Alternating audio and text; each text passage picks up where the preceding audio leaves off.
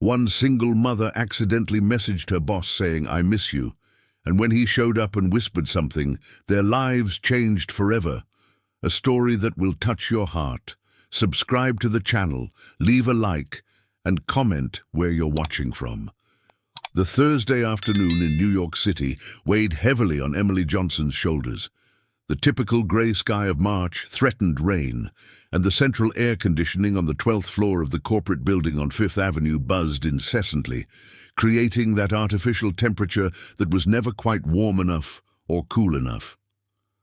Emily sat at her desk, surrounded by 3 monitors, displaying endless spreadsheets of budgets, event timelines, and emails piling up faster than she could respond. At 32, Emily had a type of beauty that went unnoticed at first impressions, but grew the more you got to know her. Wavy brown hair pulled into a practical bun that started the day neat and always ended up messy, honey-colored eyes that carried a disturbing intensity when focused on solving problems, and an upright posture that revealed years of ballet in her childhood. She dressed with the understated elegance of women who needed to be taken seriously in male-dominated environments. Today, it was a navy blazer over a white silk blouse, tailored black pants, and mid-heeled shoes that allowed her to run through the hallways when necessary. As the corporate events coordinator at Tech Vision Solutions, Emily had built an almost legendary reputation over the past 4 years. She was known as the miracle worker, the one who turned imminent disasters into memorable events. When the sound system failed 20 minutes before a product launch for 500 executives, it was Emily who improvised an acoustic solution using only creativity and 3 strategic connections. When an international speaker had their flight cancelled, Emily convinced a rival CEO to step in for them in exchange for a favor she knew she could repay. Under pressure, she was a force of nature. But on that particular afternoon, Emily wasn't thinking about corporate events. She was thinking about Jake. Jake Thompson had been the great love of her life, or at least that's what she believed 5 years ago. They met at a New Year's Eve party in Miami when Emily was 27 and still believed in happy endings. Jake was charming, funny, spontaneous, everything she wasn't. He worked in advertising, lived off freelance projects, and had that carefree attitude that both attracted and scared her. They dated for almost 2 years in an emotional roller coaster of intense highs and devastating lows. When Emily discovered she was pregnant, she was 28 and finally stable in her career. She vividly remembered that Sunday morning, alone in the bathroom of the apartment she shared with 2 friends in Brooklyn, staring at the 2 pink lines on the pharmacy test. Her hands trembled so much that she almost dropped the test in the sink. It took her 3 days to muster the courage to tell Jake. His reaction was worse than her worst-case scenarios. First came the stunned silence, then the denial. "Are you sure it's mine?" And finally, the cowardly escape disguised as brutal honesty. "Emily, I'm not ready for this. I'm not ready to be a dad, to have a family. You're amazing, but I can't. I'm sorry." He vanished, simply disappeared from her life like smoke, blocked her on all social media, changed his number, and Emily never heard from him again. For months, she harbored such intense anger that she could taste metal in her mouth when she thought of him. But the anger eventually gave way to a steely determination. She would be both mother and father to that child. She didn't need anyone. She wouldn't need anyone ever again. Lily was born on a rainy November morning, weighing 7 pounds and 2 ounces, with a tuft of dark hair and the smartest eyes Emily had ever seen in a baby. Holding her daughter for the first time felt like being remade from the inside. All of Emily's broken pieces reorganized around that tiny child, and she did the impossible, raised Lily alone, while building a brilliant career. But there were nights, like the previous one, when the loneliness weighed heavily. Lily had just turned 4, and for the first time she asked, "Mummy, Why don't I have a daddy like Isabella? Isabella was her best friend from daycare, the daughter of a couple who always picked the two girls up together, hand in hand, smiling. Emily had rehearsed that conversation 1,000 times in her head, but when the moment came, she could only say, "You have Mommy, and Mommy loves you twice as much." Lily accepted the answer with the frightening resilience of children, but Emily spent the night awake, staring at the ceiling of her two-bedroom apartment in Queens, feeling the weight of all the choices she had made. And in a moment of weakness, she picked up her phone and typed the message she should never have written. "I miss you. I still think about you every day." Now, at 3:45 in the afternoon of that grey Thursday, Emily stared at her phone in growing horror. The message had been sent. The two blue check marks confirming the red status blinked on the screen, mocking her, but it hadn't. Been sent to Jake, whose number she no longer had saved, kept only in her memory like a scar that you know exactly where it is, but avoid touching. The message had gone to Michael Anderson, her boss, the CEO of Tech Vision Solutions, the most feared and respected man in the corporate technology sector in New York City. Emily felt the blood drain from her face. Her hands went cold. Her heart raced at such a speed that she was sure she was having a heart attack. She thought of 1,000 impossible excuses to say Emily was the daughter, fiddling with her phone, claiming it was a virus, pretending she had been hacked. But all of it sounded too pathetic even to her own ears. Michael had read the message immediately. At 3:47 p.m., Emily had known this man for 4 years and could count on one hand the times he had shown anything close to a genuine smile. Michael Anderson, 41 years old, was a corporate ice wall. Tall, he must have been 6 feet tall, broad shoulders from religiously practicing swimming, impeccably styled black hair with a few grey strands at the temples that only enhanced his appearance of relentless authority. He exclusively wore tailored suits in charcoal, navy blue or black, crisp white shirts without a wrinkle, and discreet yet absurdly expensive Swiss watches. His eyes were the most unsettling, a grey blue that seemed to see through any facade, any corporate lie. He had a habit of slightly tilting his head when listening to someone, as if measuring not just the words, but the intentions behind them. Employees joked in the hallways that Michael had a specific layoff look, that completely neutral expression that preceded conversations about pursuing new professional paths. Emily had had exactly 3 conversations lasting more than 5 minutes with Michael in 4 years. He was distant, kept all relationships strictly professional, and had a reputation for being ruthless with incompetence. Stories circulated about managers who were let go for minor mistakes, about executives who cried in their offices after meetings with him. And now, Emily had sent this man a message saying she missed him. 15 minutes dragged on like hours. Emily considered pretending to faint, inventing an emergency with Lily, perhaps even resigning by email and never showing up again. She was genuinely contemplating that last option when she heard the footsteps. She would recognize that sound anywhere, the determined rhythmic walk of Italian leather dress shoes on the vinyl flooring that mimicked wood. Footsteps that made people straighten up in their chairs, quickly check if their monitors displayed only work, pretend to be too busy to look up. The footsteps stopped right in front of her office door. Emily had a small office, a modest achievement after years proving her competence, but still just a glorified cubicle with frosted glass walls that offered the illusion of privacy. Through the glass, she saw the unmistakable silhouette of Michael. He knocked. 3 firm, spaced knocks. "Come in." Emily heard her own voice sound strangely high-pitched. The door opened, and Michael filled the space. He was wearing a charcoal grey suit today, a navy blue tie, and that completely unreadable expression she feared so much. The grey-blue eyes fixed on her with an intensity that made Emily want to hide under the desk. "Emily!" He said only her name, with no inflection indicating anger, disappointment, or any other recognizable human emotion.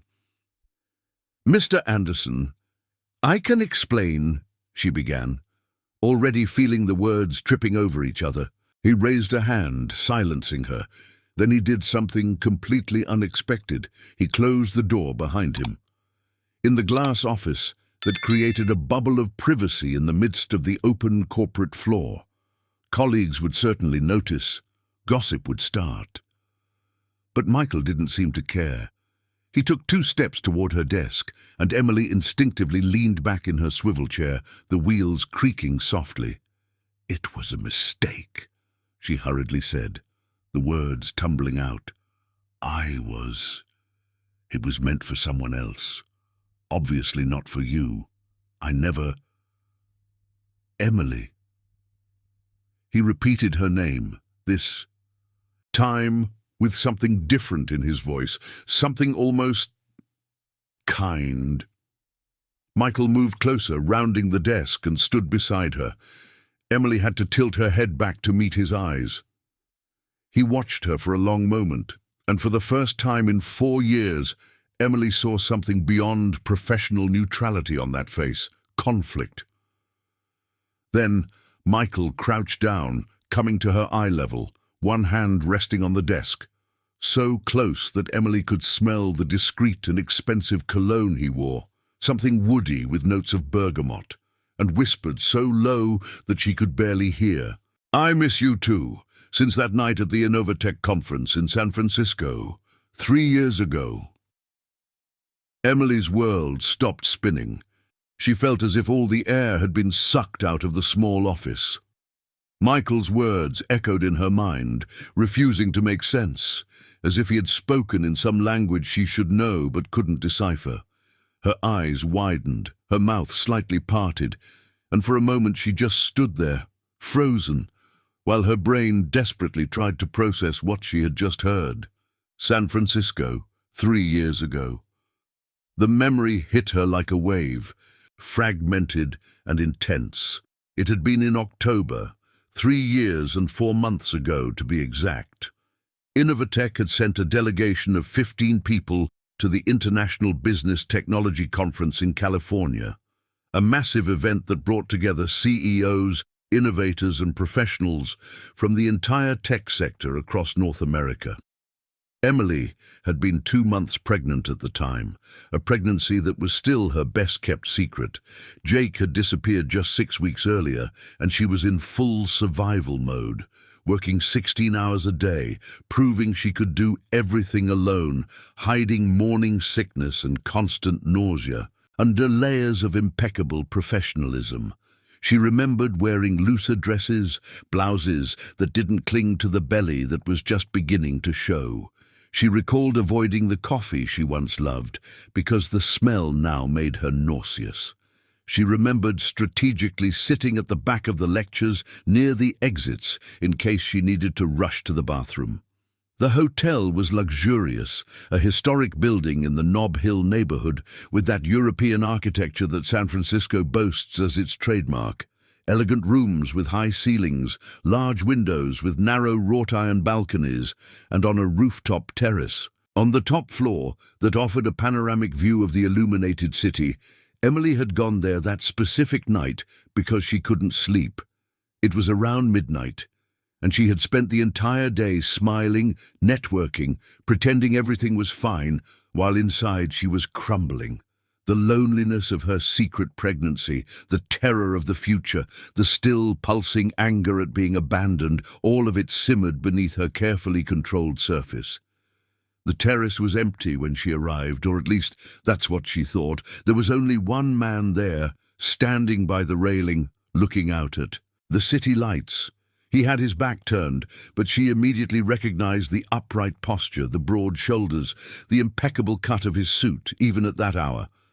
Michael Anderson, her CEO, the man she only saw from afar at corporate presentations, who signed budget approvals with that angular, decisive handwriting, who led board meetings with almost military efficiency. Emily almost turned back. But something, perhaps the emotional exhaustion, Perhaps the desperate need for fresh air. Perhaps simply the fact that she was in another country where corporate hierarchies seemed less rigid made her stay. "Sorry, I didn't mean to interrupt," she said, her voice sounding small in the open space of the terrace. Michael turned around, and Emily saw something on his face that she had never seen before. Vulnerability. He wasn't wearing a tie, the first button of his white shirt was undone, and the sleeves were discreetly rolled up to his elbows. There was a bottle of whiskey and 2 glasses on a nearby wrought-iron table. "You're not interrupting," he replied after a pause. "In fact, it would be welcome company. Drinking alone at 41 seems too pathetic even for me." She laughed, a genuine laugh that surprised her. And then, against all the corporate protocols she knew, against all logic, Emily stepped forward and accepted the glass he offered. She didn't drink, of course, just held it, letting the amber liquid reflect the city lights as they talked, and talked, for hours. Michael told her about the divorce that was being finalized at that very moment, about how he had married too young, at 26, to a woman he met in college, about how they built the first years of the company together, working 18 hours a day, sacrificing everything for the business that was now worth millions, and about how, at some point in that journey, they realized they had become strangers, sharing a house and a last name, but nothing more. "She told me I loved the company more than I loved my family," Michael said that night, his eyes fixed on the illuminated horizon of San Francisco. And the brutal part is that she was probably right. When our son Miguel was 3, I missed his birthday because I was closing a deal in London.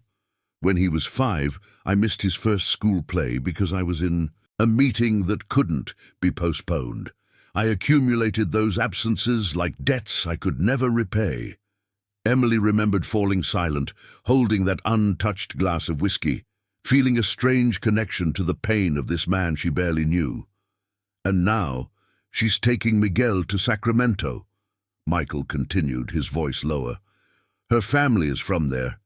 She got the judge to agree it would be better for him to have the stability of an extended family. I'll see my son once a month if I'm lucky, once a month to make up for all the birthdays, all the plays, all the moments I chose to miss." It was then that Emily, in that fragility of an abandoned pregnant woman and swirling hormones, felt the tears streaming down her face. Not delicate, contained tears, deep, ugly sobs she couldn't hold back. Michael looked alarmed. "Emily? What's wrong? Did I say something?" "I'm pregnant," she blurted out, the words escaping before she could censor them. "I'm pregnant, and the father just disappeared. He vanished when I told him. And I'm terrified because I don't know how I'm going to do this alone. But I also know I have to because this child didn't ask to exist, and she deserves—" The floodgates opened. Emily told him everything, about Jake, about the abandonment, about waking up every night at 3 in a state of absolute panic, about pretending at work that everything was fine, while inside she was falling apart. She talked about going to the first ultrasound alone, about hearing the baby's heartbeat for the first time without anyone to hold her hand, about choosing the name Lily by herself because there was no one to debate options with. And Michael listened. He simply listened without interrupting, without offering empty solutions, or platitudes about everything will be okay. When she finally stopped talking, exhausted, he took out a perfectly folded linen handkerchief from his pocket and offered it to her. "You're going to be an amazing mother," he said with an absolute certainty that made no sense coming from someone who barely knew her. "I watch how you work, Emily. I saw how you saved that event in August when everything went wrong. I saw how you treat the interns with respect even when you're under insane pressure. I've seen your creativity, your resilience, your ability to find solutions where others who see only problems. That baby is very lucky to have you." Emily felt something break inside her, not from pain but from relief. Someone saw her, Someone recognized that she was trying, that she wasn't just surviving, but fighting to build something good out of this impossible situation. They stayed on the terrace until dawn, watching San Francisco wake up. They talked about abandoned dreams and improbable fresh starts. Michael shared how he had wanted to be an architect before taking the safer path of corporate technology. Emily confessed that she had dreamed of making films, directing documentaries, telling stories that mattered. When the sun began to brighten the horizon, painting the sky pink and gold, Michael remained. "Foot, we need to get back to reality," he said, the corporate mask already starting to reassemble on his face. "The conference starts in 3 hours." "That never happened," Emily replied, instinctively understanding that that night needed to remain contained, separate, protected from real life. "It never happened," Michael agreed, and they upheld that silent agreement. In the following months, when Emily officially announced her pregnancy at work, Michael had been formally cordial.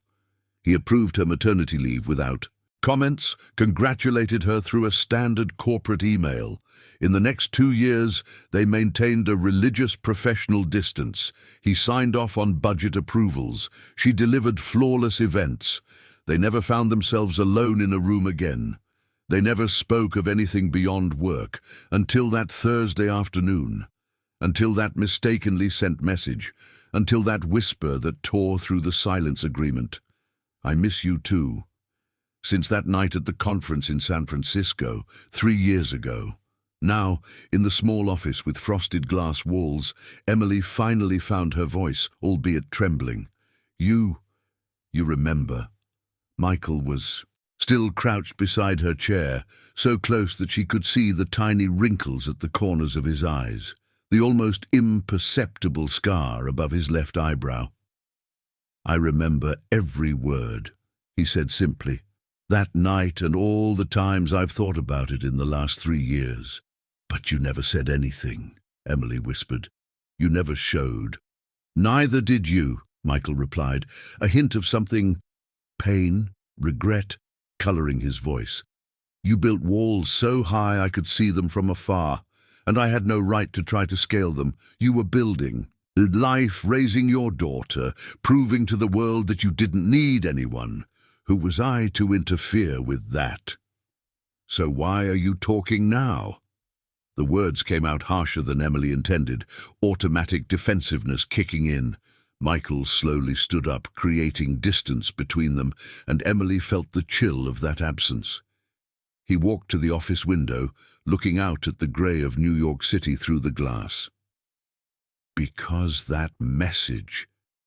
When I saw that message, I realized that maybe, just maybe, the walls could have cracks." Heavy silence filled the space between them.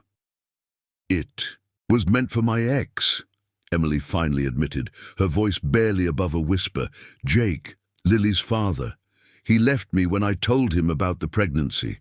And last night, Lily asked about her father for the first time, and I had a moment of weakness, wondering what if. What if he had stayed? What if he had matured? What if you didn't have to do everything alone?" Michael finished, turning to face her. "Exactly," Emily admitted, the word carrying years of exhaustion. Michael moved closer to her, but kept a respectful distance this time. "Emily, can I ask you a question?" She nodded, not trusting her own voice. "Do you really miss him, or do you miss the idea of not being alone?" The question hit Emily like a punch in the stomach, because it was precisely what she didn't want to examine. I don't know." "It's okay not to know," Michael said gently. "But you need to figure it out, because if that message was meant for him by mistake, then eventually you're going to want to send it again, on purpose. And I need to know. I need to understand if—" Michael paused mid-sentence, his grey-blue eyes fixed on hers with an intensity that made Emily feel as if he could see directly through all the layers of protection she had built. He took a deep breath, and for the first time since she had known him, he seemed genuinely unsure of what to say. "I need to understand if there's any possibility," he finally finished, his voice low and heavy with something Emily couldn't quite name, hope perhaps mixed with fear. "Any possibility that those walls you built might have a door. I'm not asking you to open it now, nor I'm saying I have the right to cross it. I just need to know if it exists." Emily felt the air leave her again. The question was too big, too heavy, too real for that corporate office at 4 in the afternoon on a Thursday. Her mind raced in 1,000 different directions. Fear, confusion, a pang of something that could be hope, but that she refused to acknowledge. "Michael, she started, but was interrupted by the insistent vibration of his phone. The moment shattered like glass. Michael glanced quickly at the screen, and Emily saw his expression harden instantly, the corporate mask sliding back into place with practiced ease. "I have a board meeting in 5 minutes, he said, his voice returning to that professional, distant tone. We'll talk about this another time." He headed for the door, his hand already on the doorknob, but he stopped and looked back. "Emily, that message, it wasn't as terrible a mistake as you think. Sometimes mistakes show us truths we've been avoiding for years." And then he left, leaving Emily alone in the office, with her heart racing and a whirlwind of emotions she couldn't process. In the following days, a strange and uncomfortable dance established itself between them. Emily arrived at the office at 8 in the morning, half an hour earlier than her usual time, specifically to avoid crossing paths with Michael in the elevator. She planned alternative routes through the hallways, memorizing his meeting times to ensure they wouldn't accidentally run into each other in the cafe or the print room. But Michael seemed to have a radar, or he was deliberately trying to cross her path. The following Tuesday, Emily was in the break room on the 12th floor, preparing her third coffee of the day, an absolute necessity, because Lily had woken up at 5 in the morning with nightmares about monsters under the bed, and Emily had stayed with her until the girl fell back asleep, which meant exactly 40 minutes of sleep for herself. She had her back to the door, stirring sugar into her coffee with movements. Marina Johnson was pouring herself a cup of coffee when she heard a voice behind her. 3 coffees before 10 in the morning. Rough night? Marina jumped so much that she almost spilled her mug. She quickly turned to find Michael Anderson standing at the entrance of the break room, holding his own mug, a simple black one with the company logo. He was wearing a navy blue suit today, without a tie, which was unusual for him. "Lily had nightmares," Marina replied, hating how defensive her voice sounded. "It's just a phase. According to the pediatrician, it's normal at 4. "Michael had nightmares at that age too," Michael said, stepping into the break room and approaching the coffee machine. "Monsters in the closet. We spent weeks leaving a light on, checking every corner of the room, before he went to sleep." The use of the plural, "we spent," did not go unnoticed by Marina. There was a contained pain in the way he spoke, as if he were describing a life that was no longer his, memories that belonged to another version of himself. "Does it work? The light on?" Marina asked before she could stop herself. Conversations about parenting were not part of the avoidance protocol she had established. "It worked," Michael replied, preparing his own coffee with precise movements. "But every child is different. Lily might need something else. Have you tried those star projectors for the ceiling?"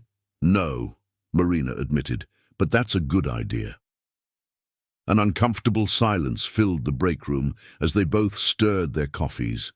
Marina could feel Michael's eyes on her, that intense attention making her skin tingle. "Marina," he began, his voice softer, "about what we talked about last week." "No," Marina interrupted, perhaps too abruptly. "Not here, not now, please." Michael studied her for a long moment, then nodded. "Okay, but eventually we need to talk, for real." "I know," Marina whispered, looking at the coffee in her hands as if it contained answers. I just need time to process. How much time do you need? The question didn't sound impatient, just genuinely curious. Marina laughed without humor. I don't know. 3 years? That's how long it took from San Francisco to that accidental message. She saw the corner of Michael's mouth curve slightly, not quite a smile, but the hint of one. Fair enough, but this time, can we aim for less than 3 years? Before Marina could respond, Jessica Miller, the marketing manager, burst into the break room with her usual hurricane energy. Jessica was the exact opposite of Marina, extroverted, talkative, impossible to ignore with her platinum blonde hair and colorful outfits that defied the corporate dress code. "Good morning, beautiful people," Jessica sang, then stopped abruptly upon seeing Marina and Michael together. Her eyes widened slightly, an expression of obvious interest crossing her face. "Oh, am I interrupting something?" "Informal budget meeting," Michael replied smoothly, the lie rolling off his tongue with practiced ease. "Marina was updating me on the costs for the launch event in May." "At 9:15 in the break room?" Jessica asked, clearly not believing it for a second, but smiling as if she had uncovered a delicious secret. "Caffeine is essential for financial discussions," Marina improvised, raising her mug as evidence. Jessica laughed, grabbing a coffee capsule from the drawer. Of course. Budgets. I totally get it." Her tone made it clear that she understood nothing beyond what her imagination was conjuring. Marina felt the heat rise in her neck. Michael, noticing her discomfort, gently touched her elbow. A brief touch that could have been accidental, but sent an electric jolt through Marina's arm. "Let's continue this discussion in my office," he said formally. "Bring the updated spreadsheets." It was a smooth exit, a perfect corporate excuse. Marina nodded, grateful. "Sure, I'll grab the documents." She practically fled the break room, feeling Jessica's curious eyes burning into her back. Upon reaching her desk, her hands trembled so much that it took 3 attempts to type in her computer password correctly. "Are you okay?" The voice of Sarah, her co-worker at the next desk, startled her. Sarah was 52, had 2 adult daughters, and a hyperactive maternal instinct that often directed itself towards Marina. "You look pale. And don't tell me it's just tiredness, because I know that look." "I'm fine, Sarah," Marina lied, forcing a smile. "Just a rough night. Lily had nightmares." Sarah murmured, clearly unconvinced but deciding not to press. "Look, it's none of my business, but I just saw you leaving the break room with the boss right behind you, and the way he looked at you." "Sarah," Marina cut in, instant alertness firing. "It was nothing, just work." "Honey, I've been working here for 17 years, Sarah said gently, lowering her voice. "I've seen a lot of things, and I can tell you that Michael Anderson doesn't look at anyone the way he just looked at you. He barely looks at people, period. But you, he looked at you like—" "Like what?" Marina asked, hating the tone of desperate hope in her own voice. Sarah smiled with that wisdom of someone who has lived long enough, like someone trying to solve a puzzle that their very life depends on. Before Marina could respond, her phone buzzed. An email from Michael. "Meeting about the May event, my office, 2 p.m. Bring updated projections." It was a formal summons, completely appropriate for any manager to call a coordinator, but Marina knew, she felt it in her bones, that it wouldn't just be about the event. The rest of the morning dragged on like molasses. Marina tried to focus on spreadsheets, but the numbers blurred before her eyes. She rewrote the same email 4 times before finally sending it.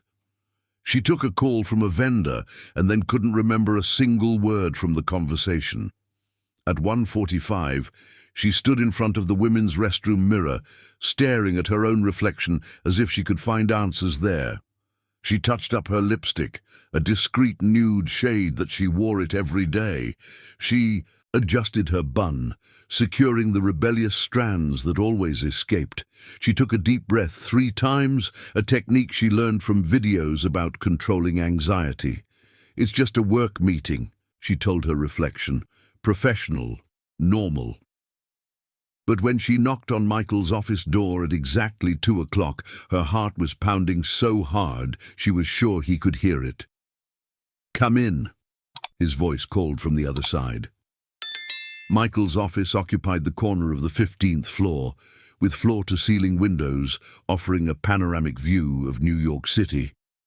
It was minimalist in a way that bordered on austerity.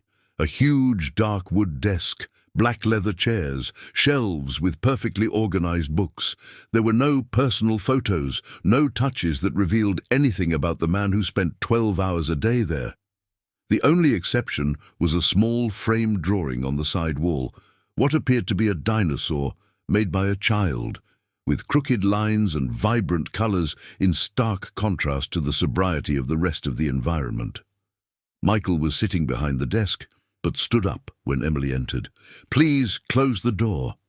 Emily obeyed, feeling as if she was sealing her own fate. He gestured to one of the chairs in front of the desk, and she sat down, placing the tablet with the projections on her lap like a shield. Michael did not return to his chair. Instead, he walked around the desk and leaned against the edge, getting closer to her, while still maintaining a respectful distance. He wore dark, grey dress pants and a white shirt with the sleeves rolled up to his elbows, revealing muscular forearms, evidence of the swimming he practiced religiously every morning at 5:30. "We're not going to talk about the event," he said bluntly. "I know," Emily replied, her voice surprisingly steady.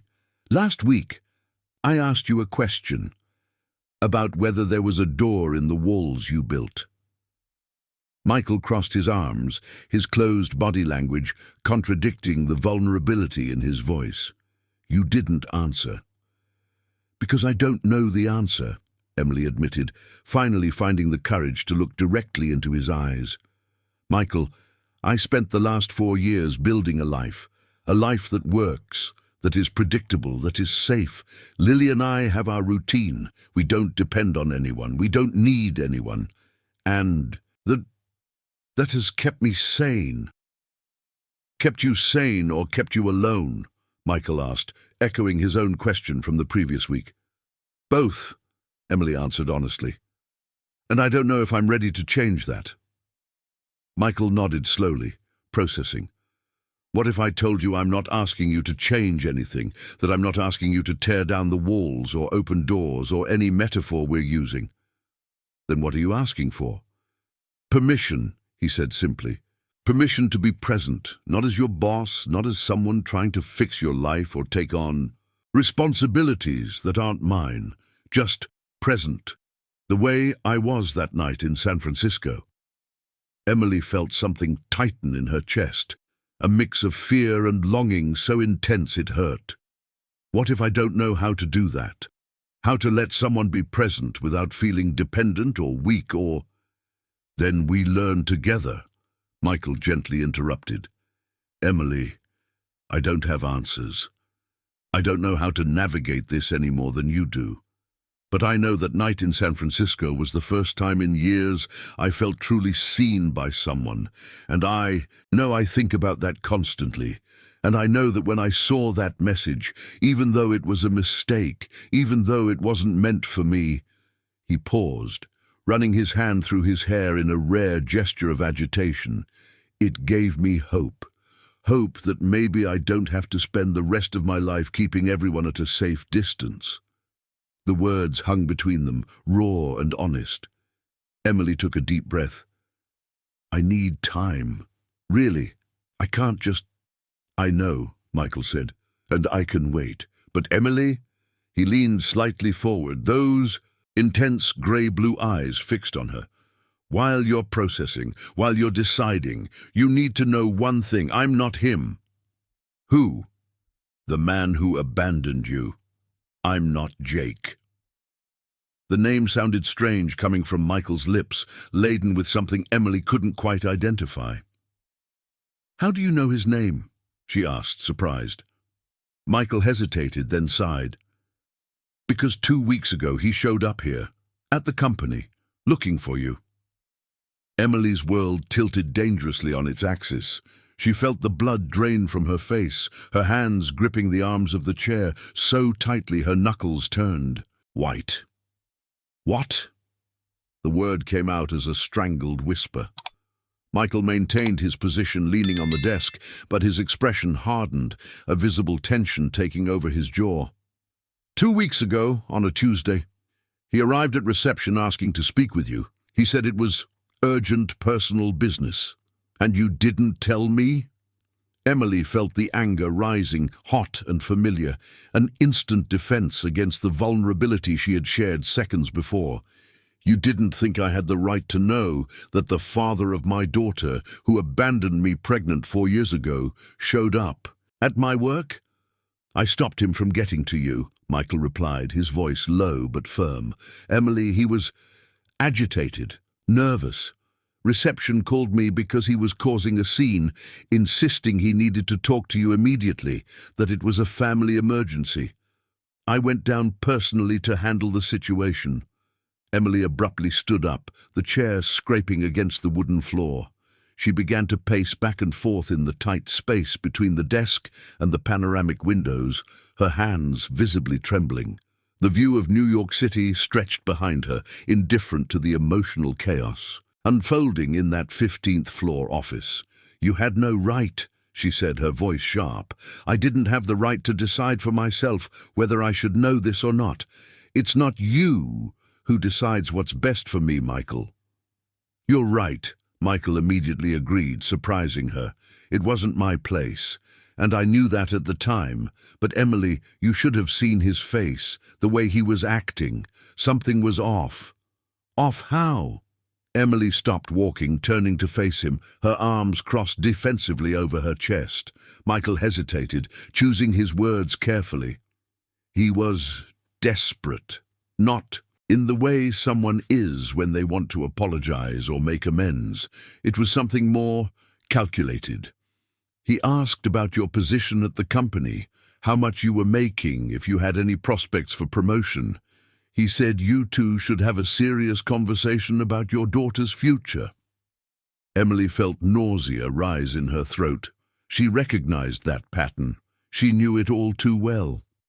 Jake always had a way of showing up when he needed something: money, a place to stay, professional connections. In the 2 years they dated, she lost count of how many times he had financial emergencies that she ended up covering, always with promises of repayment that never materialized. "What did you say to him?" she asked, her voice more controlled now, but still trembling at the edges. "That he wasn't welcome here. That if he wanted to reach out to you, he would have to do it through the proper channels, not showing up at your workplace unannounced." Michael straightened up, walking toward the window, standing next to Emily, but looking out at the city below. He didn't like that. He said I had no authority over the personal lives of employees, that he had every right to seek out his daughter's mother. And then I told him he lost any right to you or to Lily the moment he abandoned you. Michael's voice was lower now, heavy with restrained anger. "I said that if he really cared, he would have shown up in the last 4 years. He would have paid child support, at least sent a birthday message, but he didn't do any of that. And now, suddenly appearing and demanding things, that's not fatherly love. It's opportunism." Emily fell silent, processing. Part of her, the rational part, the event coordinator who handled professional crises with clinical efficiency, knew that Michael had acted to protect her.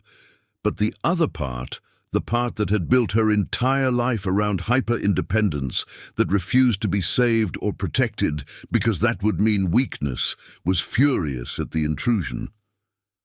"You should have told me," she repeated, but with less venom in her voice. "On the same day, at the same hour." "I know," Michael admitted, finally turning to look at her. They were too close now, just a meter apart, the afternoon light pouring through the windows and casting long shadows on the dark wooden floor. And I almost did. I picked up the phone 3 times that day, but then I thought maybe it would be better if he just disappeared again, that you wouldn't have to deal with it. But it's not your decision to make, Emily insisted, although her voice had lost its rigidity. Michael, I know you were trying to help, but I've spent the last 4 years proving that I don't need anyone to fight my battles. I can't have someone doing that for me, even with the best intentions. Michael nodded slowly, accepting. You're right. It was presumptuous of me. Selfish, perhaps. Selfish, he gave a small, humorless smile, because part of me didn't want him getting close to you. Not for you, but for me. Because if he came back, if he wanted to be part of Lily's life, part of your life. He let the sentence die, but the implication hung in the air between them, heavy and undeniable. Emily felt her heart tighten. Michael, I know, he interrupted before she could continue. I know I don't have the right to these feelings, that you owe me nothing, that we hardly know each other beyond one night in San Francisco and professional interactions. It's not that, Emily said softly. It's not that you don't have the right. It's that I don't know what to do with this, with you, with any of this. Before Michael could respond, the phone on his desk rang, not his cell phone, but the landline, which meant it was urgent. He looked at the device, then back at Emily, clearly torn. Answer it, Emily said, grateful for the interruption, for the chance to breathe. I need to process all of this, Michael answered, his voice instantly returning to a professional and efficient tone. Anderson. A pause. I understand. Yes, I can come down now. He hung up and looked at Emily with an expression she couldn't fully decipher. Problem in the boardroom. I need to go. That's fine, Emily replied, already heading for the door. I need to get back to work too. Emily! Michael called as she already had her hand on the doorknob. She stopped, but didn't turn around. You have every right to be mad at me, for not telling you about Jake, for interfering, but I want you to know that if he tries to reach out again, I won't hide it from you.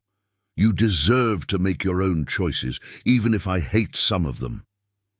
Emily finally looked back, meeting those grey-blue eyes that seemed to see far more than she wanted to show. Thank you for that, and for trying to protect me, even if it was in the wrong way. She left the office before she could say anything more, before the vulnerability of the moment could crack her completely. The next 2 weeks established a strange and tense pattern. Michael showed up at her department with a frequency that bordered on absurd for a CEO. He always had plausible excuses, needed to discuss details of the May event, wanted an update on budgets, had questions about suppliers. But Emily saw through the excuses. She saw in the...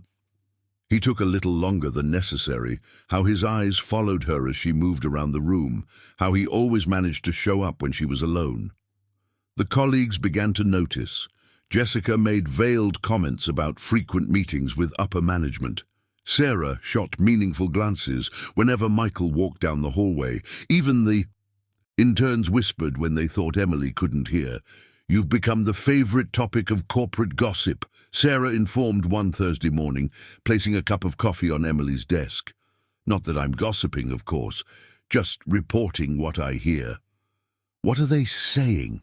Emily asked with a sigh, knowing it was pointless to pretend ignorance. That the boss is interested in you, that you're having an affair with him, that you're getting special treatment. Sarah paused. That you only got the event coordination for May because you're... Well, you understand. Emily felt the familiar anger rise. It was always like this for women in corporate environments. Any attention from superiors was immediately sexualized, any professional achievement questioned. They're saying I'm sleeping with the boss to get ahead. Basically, Sarah confirmed, then hurried to add, but I don't believe that for a second, dear. I've known you for 4 years. I know how hard you work, how many late nights you've spent saving events that anyone else would have abandoned.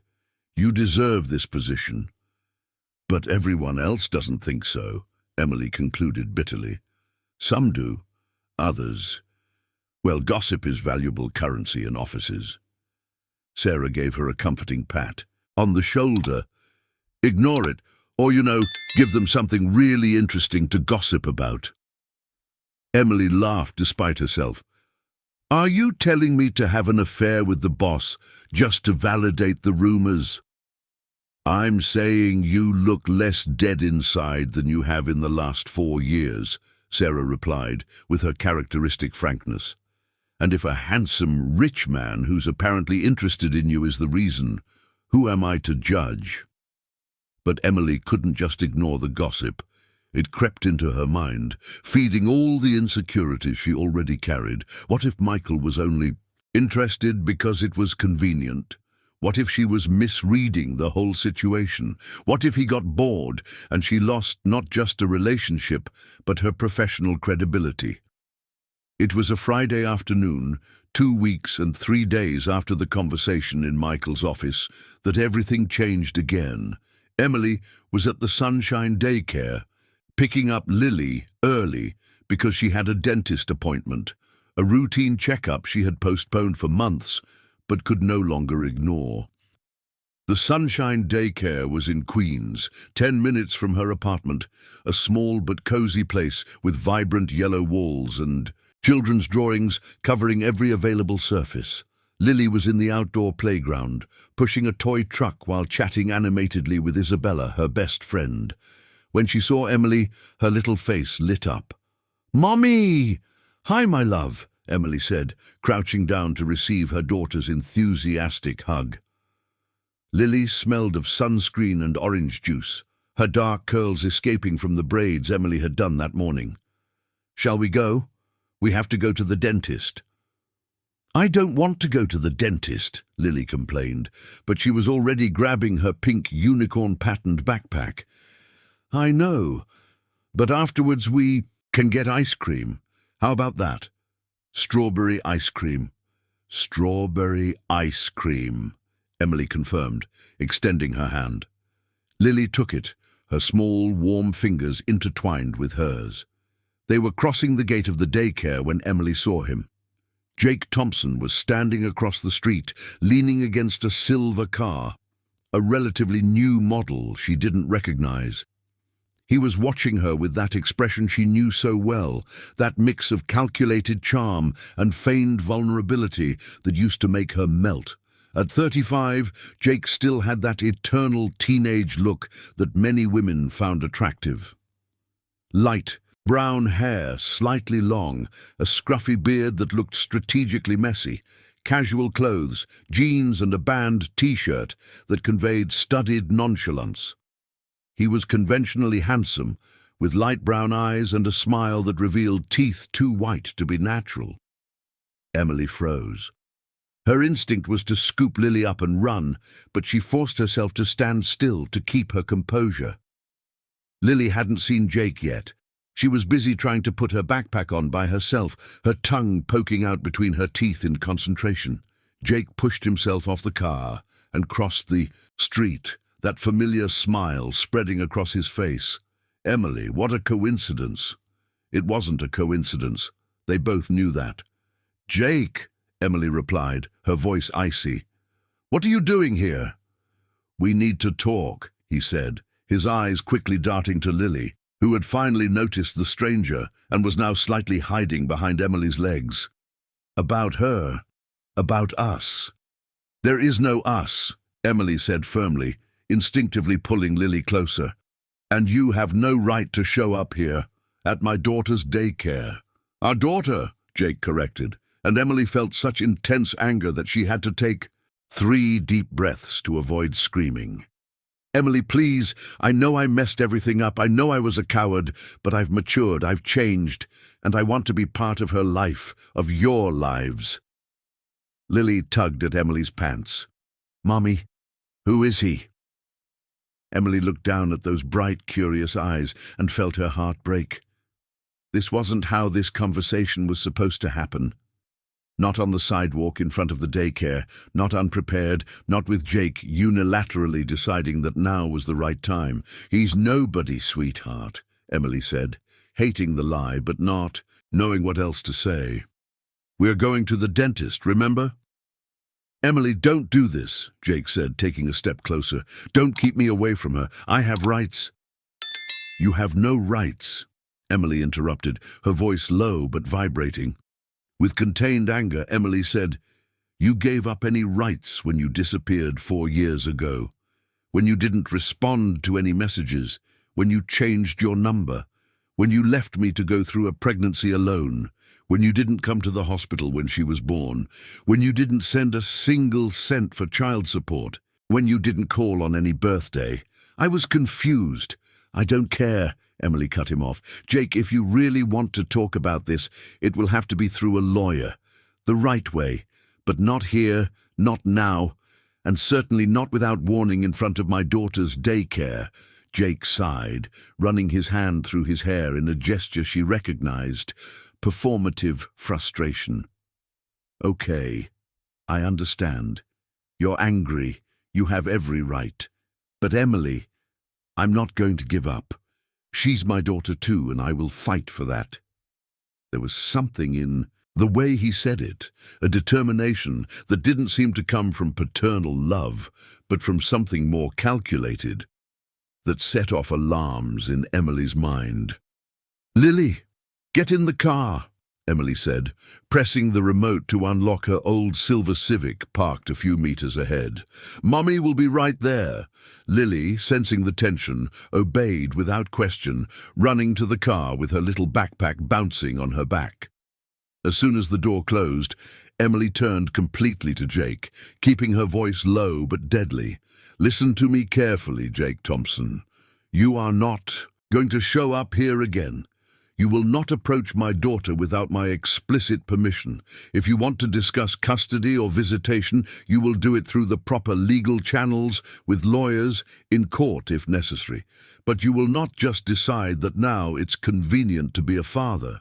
"Emily, I'm serious, Jake.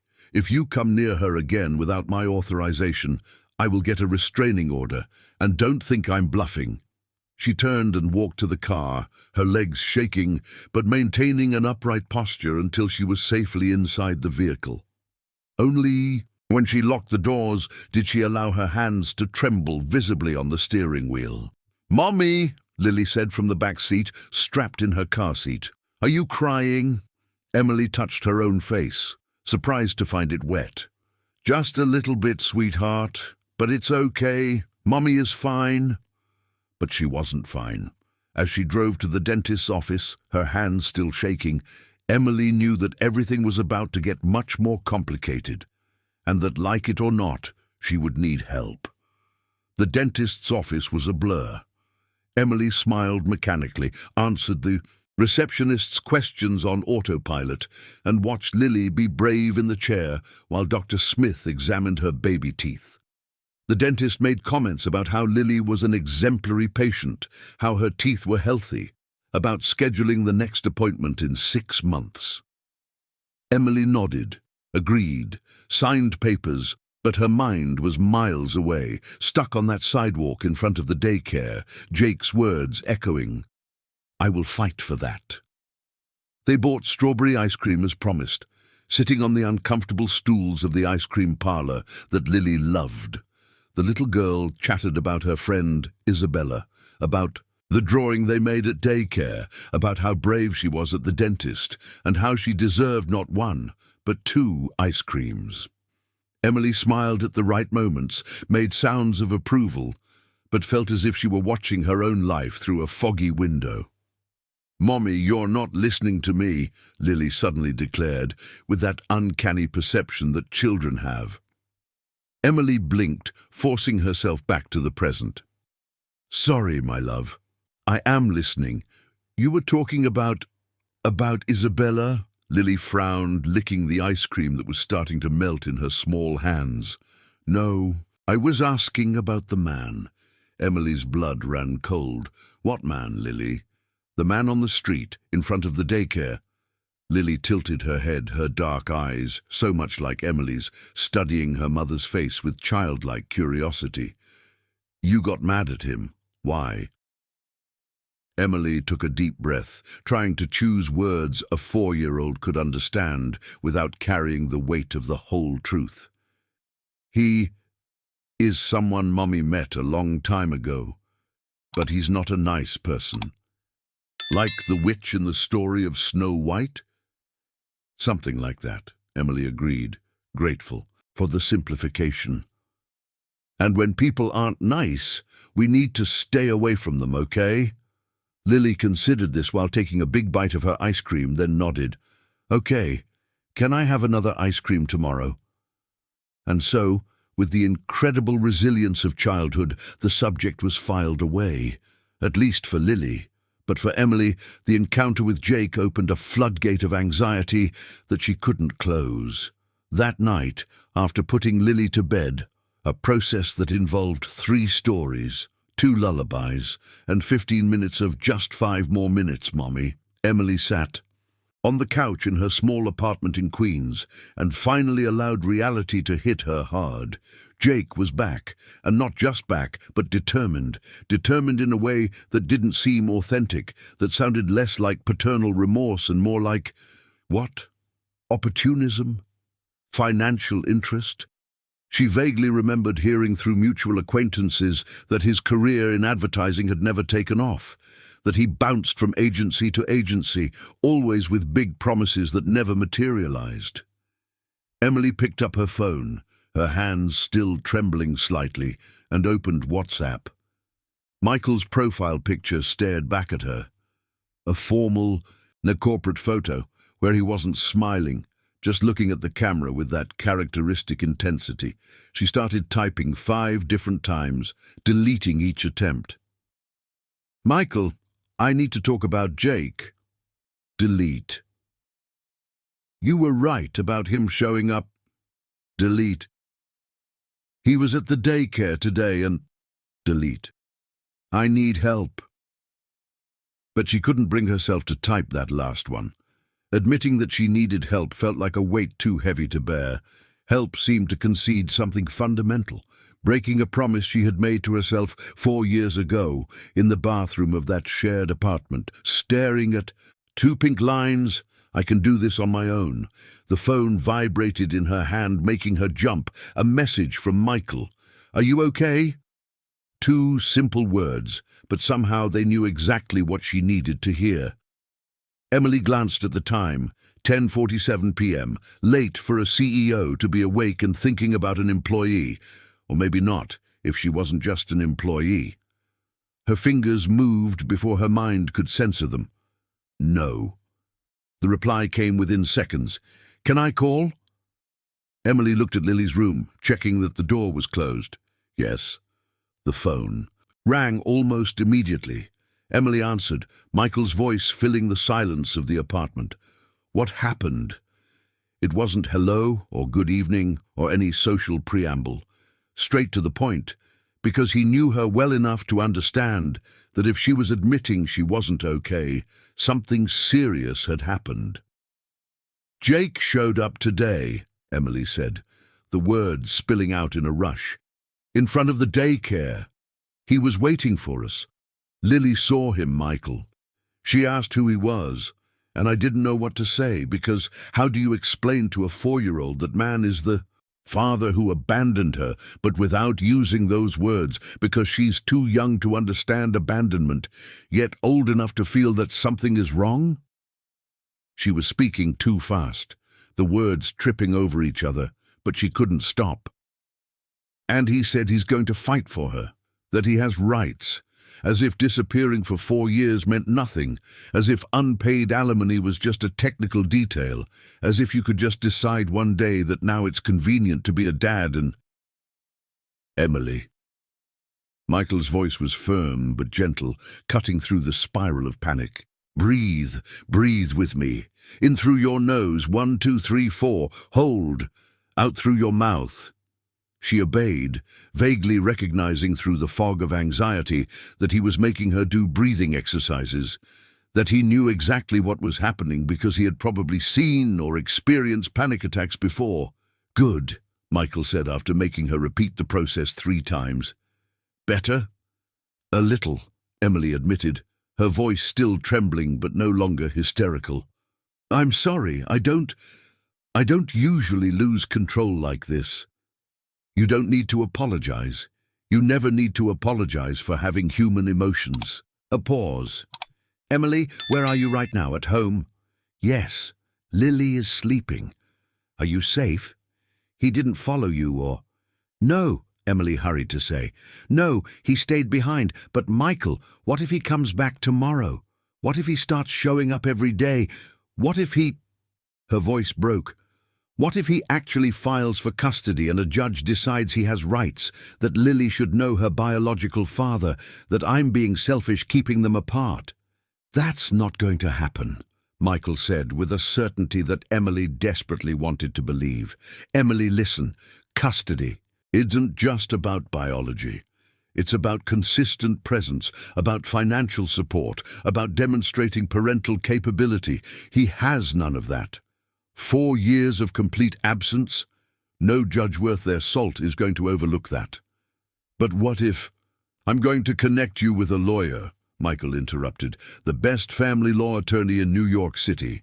Monday morning, you have a consultation. No cost. I'll cover it." "Michael, no," Emily protested immediately. "I can't accept that. It's too much. You already—" "It's not about what you can accept," Michael said, his voice firmer. "It's about protecting Lily. And you. And if that means I use my resources to ensure you have the best legal representation possible, then that's what's going to happen. It's not charity, Emily. It's care. Let me take care of this at least." Emily felt warm tears streaming down her face. When was the last time someone offered to take care of her? Not in a condescending or controlling way, but genuinely protective. "I don't know how to do this," she whispered. "How to let someone help without feeling weak, without feeling like I'm failing." "It's not failing," Michael replied gently. "It's being human. Emily, you've carried everything alone for 4 years.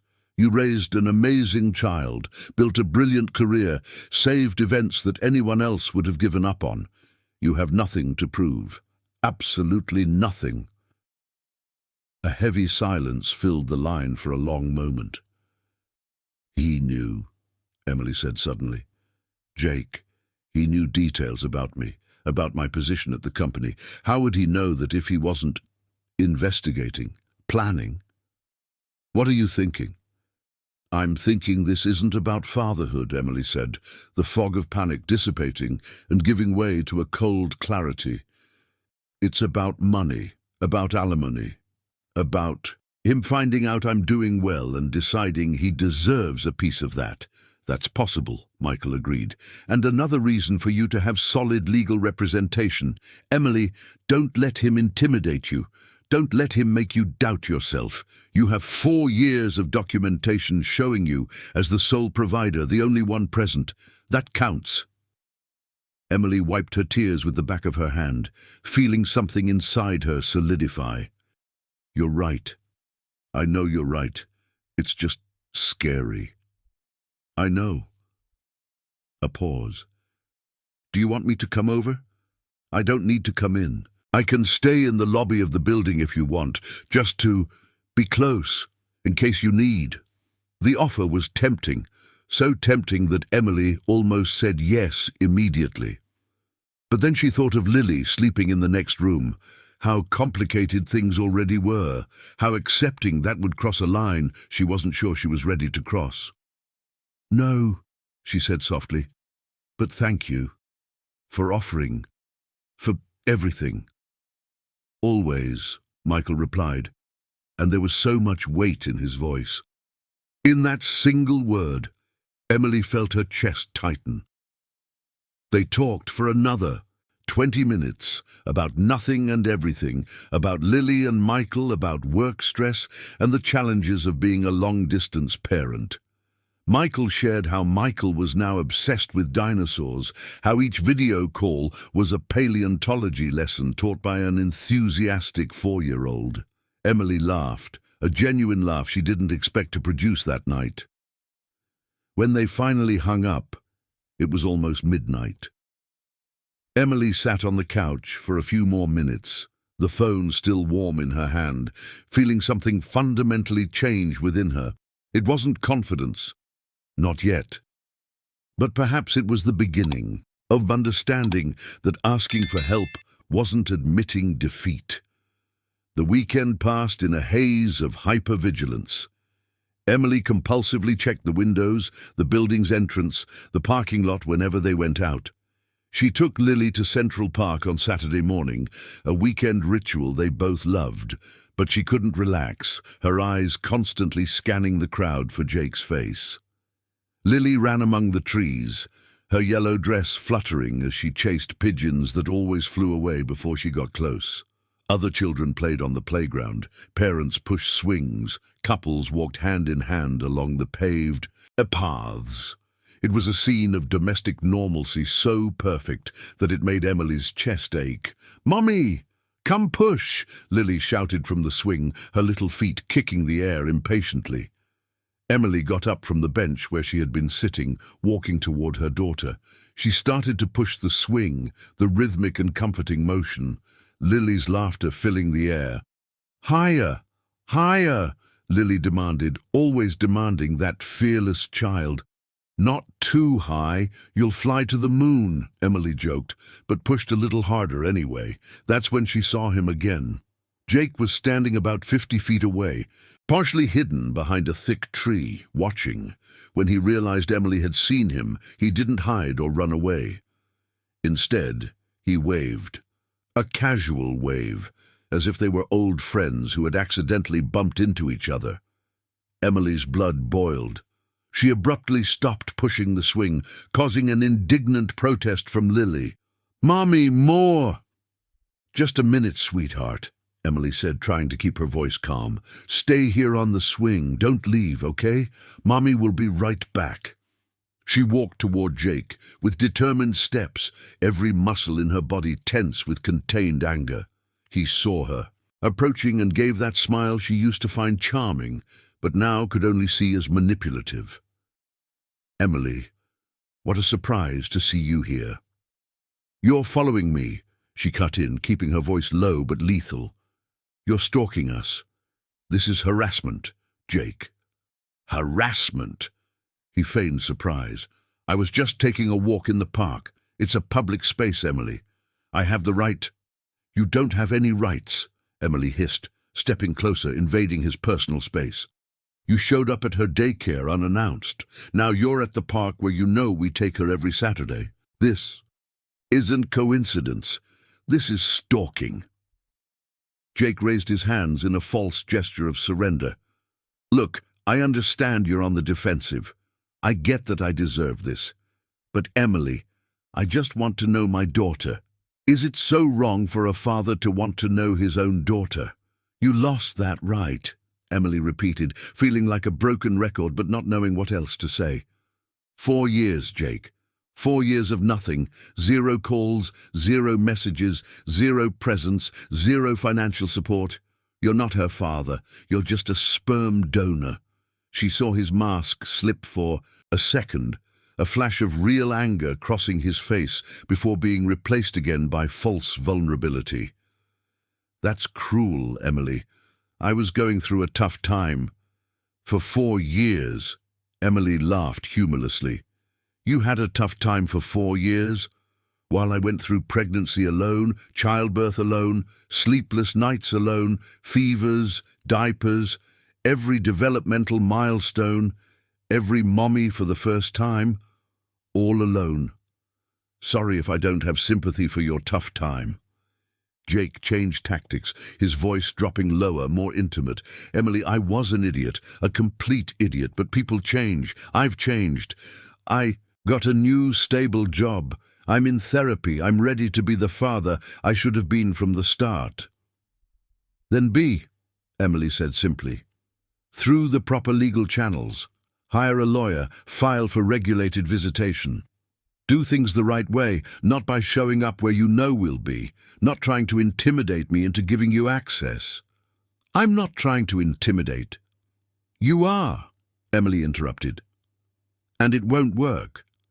Monday morning, I'll be at a lawyer's office, a very good lawyer, and we will establish clear legal boundaries. If you truly care about Lily, if you really want to be part of her life, you will respect this process. But if this is about something else, about money, about alimony, about trying to manipulate me, know that I will fight with everything I have. Jake studied her for a long moment, and Emily saw the calculation happening behind his eyes. All right, he finally said, if that's how you want to play, let's play that way.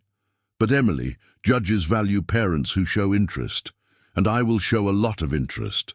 I'll be at every hearing, every evaluation, every mediation, and I will tell my version about how you pushed me away, how you didn't give me a chance, how you're using Lily as a weapon against me.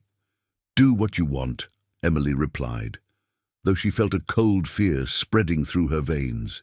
But stay away from us until there's a court order saying otherwise. She turned and began to walk back. Emily was still on the swing, now watching the scene from a distance with wide, worried eyes. "Jake," she called, making him stop but not turn around. "Just one more thing. That guy, the CEO of Innovatech, Michael Anderson." She felt her heart freeze. It would be a shame if he started showing up in this process. Lawyers love to question the stability of the home environment, you know, especially when there are inappropriate relationships involved. Emily slowly turned, staring at him. "Are you threatening me?" "I'm just observing," Jake said with a smile that didn't reach his eyes. "You should be careful about who you let into our daughter's life. Judges pay attention to these things." Emily wanted to scream, wanted to hit him, wanted to do something violent and satisfying. Instead, she forced a cold smile. "Take note of this, Jake. I will not be intimidated. Not by you, not by anyone. And if you're planning to turn this into a war, know that I fought the whole world alone to raise that girl. Fighting you will be easy." This time, when she turned, she didn't stop again. She went back to Sophia, picked her up despite her protests that she was too big for that, and carried her back to the car. "Mommy, you're crying again," Sophia observed, her little fingers touching the tears Emily hadn't realized were falling. "I am," Emily admitted, "because lying to Sophia always felt wrong. But sometimes adults cry, and that's okay." "Why were you mad at that man?" "Yes, my love. Because Mommy was mad." "Is he a bad man?" Emily thought about how to respond while securing Sophia in her car seat. "He's complicated, but you don't need to worry about that, okay? Mommy will take care of everything." When they got home, Emily allowed herself 5 minutes of complete breakdown in the bathroom while Sophia watched cartoons. She sat on the cold tile floor, hugged her knees, and cried, deep, silent sobs that shook her whole body. Then she got up, washed her face, redid her bun, and returned to the living room where Sophia was waiting, smiling carefree at something that Julio on the screen had done. Emily had promised herself 4 years ago that she would be strong enough for both of them, and she would continue to be, even if it killed her inside. Monday dawned with a grey sky threatening rain, typical of April in New York City. Emily woke up at 5 in the morning, an hour before the alarm, after a restless night filled with fragmented dreams about court hearings where she lost Sophia, about Jake taking her daughter away while she screamed without making a sound. She lay in the dark of her room for several minutes, listening to the sounds of the city waking outside. Cars passing, the doorman of the building opening the gate, the couple from the apartment above starting their morning routine. At 6 o'clock, she got up and went to check on Sophia. The girl was sleeping soundly, wrapped in a pink comforter with a butterfly pattern, her stuffed bear, Mr. Chocolate, named by Sophia when she was 2, clutched against her chest. Emily stood in the doorway of the bedroom, for a long moment, just watching, feeling that overwhelming love that only motherhood produced, fierce, protective, absolutely unconditional. "No one is going to take you away from me," she whispered to the sleeping child. "No one." The consultation with the lawyer was scheduled for 9 in the morning. Michael had sent all the details via email on Sunday night. Dr. James Wilson, a family law specialist, office in Midtown Manhattan. The best in New York City, according to 3 different sources I consulted. The email was professional, straight to the point, but ended with a line that Emily read and reread several times. "You are not alone in this." She dropped Sophia off at the daycare at 8, half an hour earlier than usual, obsessively checking the street before getting out of the car, examining every person on the sidewalk, every parked vehicle. The daycare director, Mrs. Smith, a 60-year-old woman with grey hair and a motherly smile, noticed the tension. "Are you okay, Emily?" she asked as Sophia ran inside, already shouting Isabella's name. Emily hesitated, then decided it was better to be safe. "Mrs. Smith, I need to tell you something important. Sophia's biological father, who has never been present in her life, recently showed up. He doesn't have permission to pick her up or have any contact. If he shows up here..." Mrs. Smith's face immediately hardened. "He won't get near her. We have protocols for these situations, dear. No one takes a child from here without being on the authorized list, and if someone tries to force it, we call the police immediately." "Thank you," Emily said, feeling a small but significant relief. "He probably won't show up, but..." "Better safe than sorry," Mrs. Smith completed, giving a comforting pat on Emily's arm. "You are an excellent mother, Emily. Anyone who spends 5 minutes with Sophia sees how loved, secure, and happy she is. That matters, you know. That matters a lot." Emily blinked quickly against the tears that threatened to fall. "Thank you. Thank you." Dr. James Wilson's office was located on the 20th floor of a modern glass building in Midtown Manhattan. The reception area was all in shades of grey and white, minimalist but clearly expensive, with abstract art on the walls and legal magazines perfectly aligned on a marble coffee table. The receptionist, a woman in her 30s, with her hair neatly tied in a bun, greeted Emily with a professional smile. "Emily Johnson, Dr. Wilson is expecting you. Please follow me." The lawyer's office was impressive. Floor-to-ceiling windows offered a panoramic view of the city.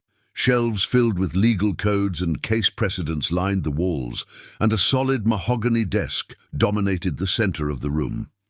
Behind it was Dr. James Wilson. He was different from what Emily had imagined. In his early 40s, with short grey hair, discreetly framed glasses, and dressed in a perfectly tailored navy suit, he emanated a calm authority. But his eyes, brown and surprisingly kind, softened the overall impression of corporate intimidation. "Emily, nice to meet you," he said, rising and extending his hand. The handshake was firm but not crushing. "Please have a seat. Can I offer you coffee, water, or tea?" "Water is great, thank you," Emily replied, sitting in one of the padded leather chairs in front of the desk. James poured water from a pitcher into crystal glasses, then sat down and pulled out a notepad. "Before we begin, I need to clarify a few things. Jake gave me a very basic overview of the situation, but I need to hear everything from you. And I want you to know, everything we discuss here is confidential. You can be completely honest with me, okay? I'm not here to judge, I'm here to protect you legally." Emily nodded, her hands gripping the glass of water more tightly than necessary. "Okay. So let's start from the beginning. Tell me about Lily's father. Jake, right?" And Emily told him everything. how they met, the turbulent relationship, the pregnancy, the abandonment. James didn't interrupt. He just took occasional notes, nodding to encourage her to continue. She spoke about the 4 years of total absence, the mistakenly sent message, Jake showing up at her workplace at the daycare in the park. "Did he say anything specific about his intentions?" James asked when she finished. "Mentioned custody, visitation, alimony?" "He said he would fight for her, that he has rights, and on Saturday at the park, he—" Emily took a deep breath, recalling. "He basically threatened me. Said that lawyers like to question the stability of the home environment, especially when there are inappropriate relationships involved." James's eyebrows raised. Inappropriate relationships? Did he refer to someone specific? Emily felt a flush rise up her neck. "My boss, Michael, the same one who referred you to me." "I see." James made a few more notes. "And is there a relationship between you and Michael?" "No," Emily replied quickly. Then, more honestly, "Not technically, but it's complicated. We talk. There's something there, but nothing happened, not officially." "Okay, that's important," James said, his pen still gliding across the paper. "Because if this goes to court, and we're planning on assuming it will, Jake will try to use anything to question your suitability as the primary mother. A relationship with your boss, especially if there's a perceived power imbalance, can be twisted." Emily felt nausea rising. "So should I end anything with Michael before it even starts?" James paused, studying her for a long moment. "I'm not saying that. I'm saying you need to be careful, transparent, and that any relationship you develop must be clearly healthy and stable. Judges care about the child's well-being above all. If you can demonstrate that any new relationship is positive for Lily, that actually works in your favor." He leaned forward, fingers intertwined on the table. "Emily, let me be direct with you about your situation. You are in a very strong legal position. 4 years of documented sole parenting, 0 financial or emotional contribution from him, consistent and stable presence. That weighs much more than biology. But, Emily asked, her heart tightening. "But he can make this difficult, lengthy, and emotional. He can request a paternity test, supervised visitation, even shared custody. He probably won't get full custody or even shared custody given the history, but he could get visitation. And the process to determine that can take months, sometimes years." "Years?" Emily repeated, feeling panic rise. "Lily will grow up in the middle of this legal battle." "Not necessarily," James was quick to say. "There are many variables. If he really does file, and that's a big if, we can try mediation first. Sometimes these cases resolve quickly when the party realizes they don't have the advantage they thought they had. And Emily, between you and me, based on what you told me about him showing up at your work, at the daycare, in the park, that doesn't sound like the behavior of a remorseful father. It sounds like the behavior of someone with financial motives." "Retroactive child support," Emily said, reaching the same conclusion she had on Saturday. "He wants to sue me for money." "Possibly. Or he wants to establish paternity to later ask for support from you. With your current salary." James consulted his notes. "As a coordinator at Innovatech, you probably earn significantly more than he does. If he can establish some form of shared custody, even nominal, he could argue for support from you." Emily felt hot anger replace the cold panic. "So it's extortion. He's literally using our daughter to extort me." "I can't say that in court without proof," James replied carefully, "but I can definitely argue that the sudden interest after 4 years of absence is suspicious, especially if we can document that the interest coincides with changes in your financial situation." They spent another hour discussing strategies, documenting all interactions with Jake, obtaining witness statements about his consistent parenting, organizing 4 years of receipts and records, proving that she covered all expenses alone. James explained the possible next steps. If Jake filed a lawsuit, if they needed a restraining order, how custody evaluations worked.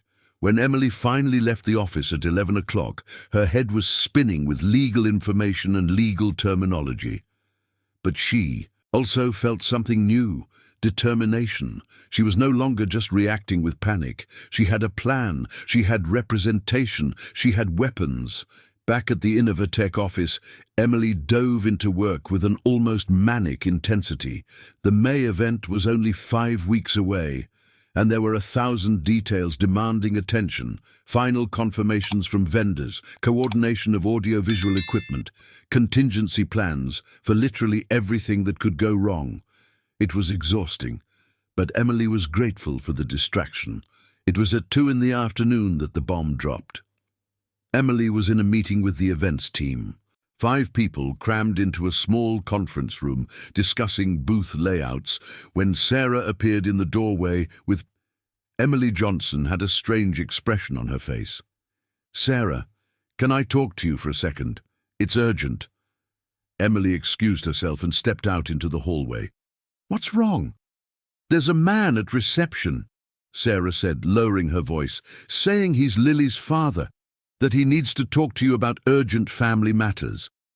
The receptionist called HR first, and HR is waiting for you to decide if you want them to call security or—" "No," Emily interrupted, her anger returning with full force. "I'm not going down, but can you let reception know to tell him that any future communication should be through lawyers, and ask him to leave or security will be called?"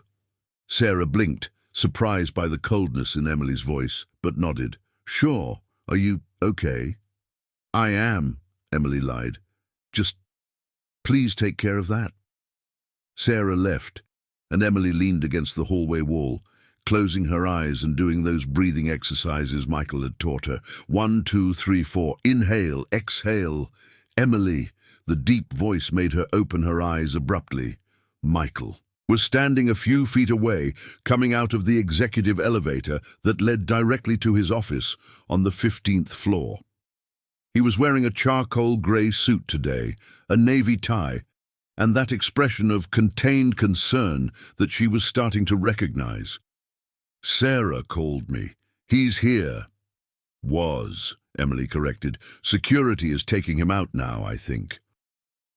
Michael took 2 steps toward her, then stopped, clearly struggling against the impulse to get closer in the middle of the corporate hallway where anyone could see.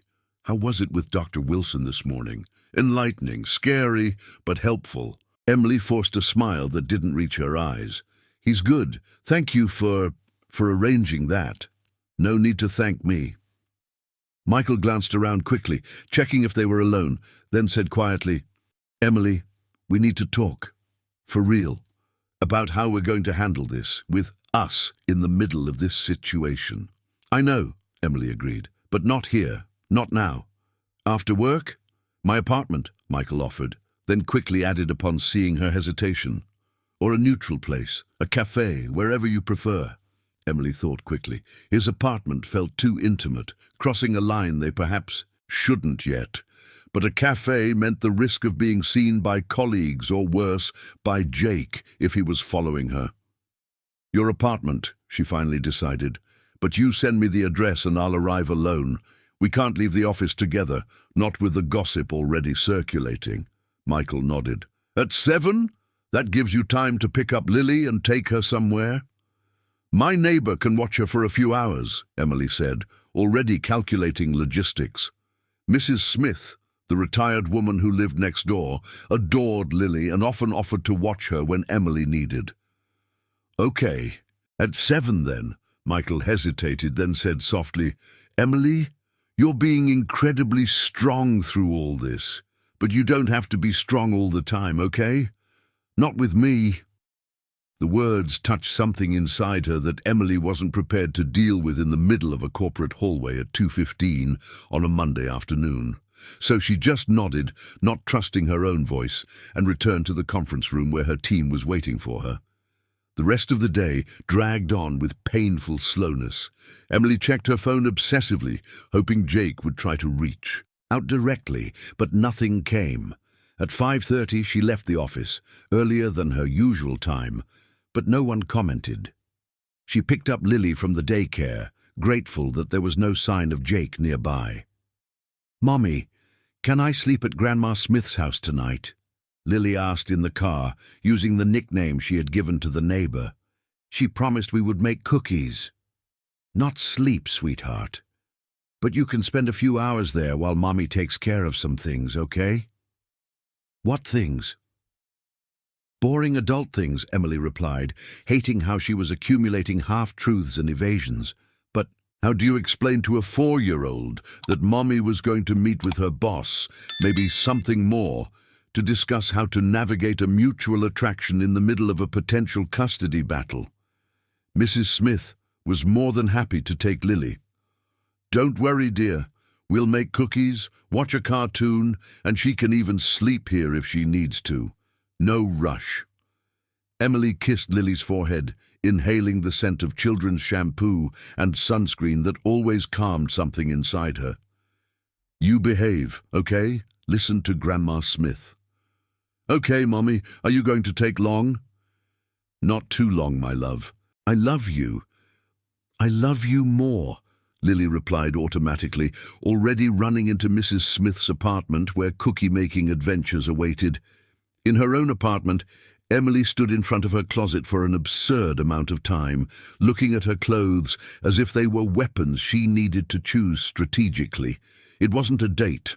Definitely not a date. It was a serious conversation about complicated situations. Yet she found herself changing outfits 3 times, finally deciding on dark jeans and a light blue blouse, casual but polished. The address Michael had sent was in the Upper East Side, one of the most expensive neighborhoods in New York City. Emily drove through the tree-lined residential streets, passing mansions hidden behind high walls and electronic gates, until she arrived at a modern, high-end apartment building. The doorman, a middle-aged man in a crisp uniform, checked her name on a list before granting her entry. "12th floor, apartment 121. The elevator is right there, ma'am." The elevator was mirrored and silent, ascending smoothly. Emily watched her own reflection, seeing the tension in her shoulders, the anxiety in her eyes. "It's just a conversation," she said to her reflection. "Professional, necessary." But when the door to apartment 121 opened and Michael appeared, not in corporate attire but in jeans and he wore a light blue button-up shirt with the sleeves rolled up, his hair slightly disheveled, as if he had nervously run his hands through it, and he was barefoot. Emily knew she was lying to herself. There was nothing professional about the way her heart raced at the sight of him like this, so different from the austere and controlled CEO who led meetings. There was nothing necessary about the way her eyes lingered on the line of his jaw, on the curve of his neck, where the first button was undone. "Hi," Michael said softly, opening the door wider. "Come in." And Emily stepped inside, feeling as if she was crossing much more than just a threshold. Michael's apartment was exactly what Emily expected, and at the same time surprisingly revealing.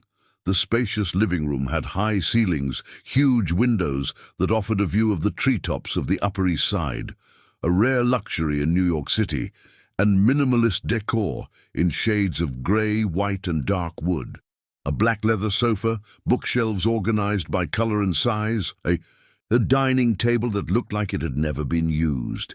It was masculine, tidy, and would have been cold if not for one detail that made Emily's heart tighten. There were children's drawings everywhere, not framed like the one in the office, but taped to the stainless steel fridge, scattered on the coffee table, some even stuck to the wall near the sofa. Dinosaurs in every impossible color: purple, neon green, vibrant orange. A particularly enthusiastic T-Rex occupied an entire A4 sheet, with disproportionately large teeth and the name Michael scrawled in crooked letters in the corner.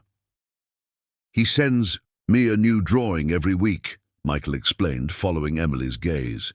There was something vulnerable in his voice, an unguarded tenderness.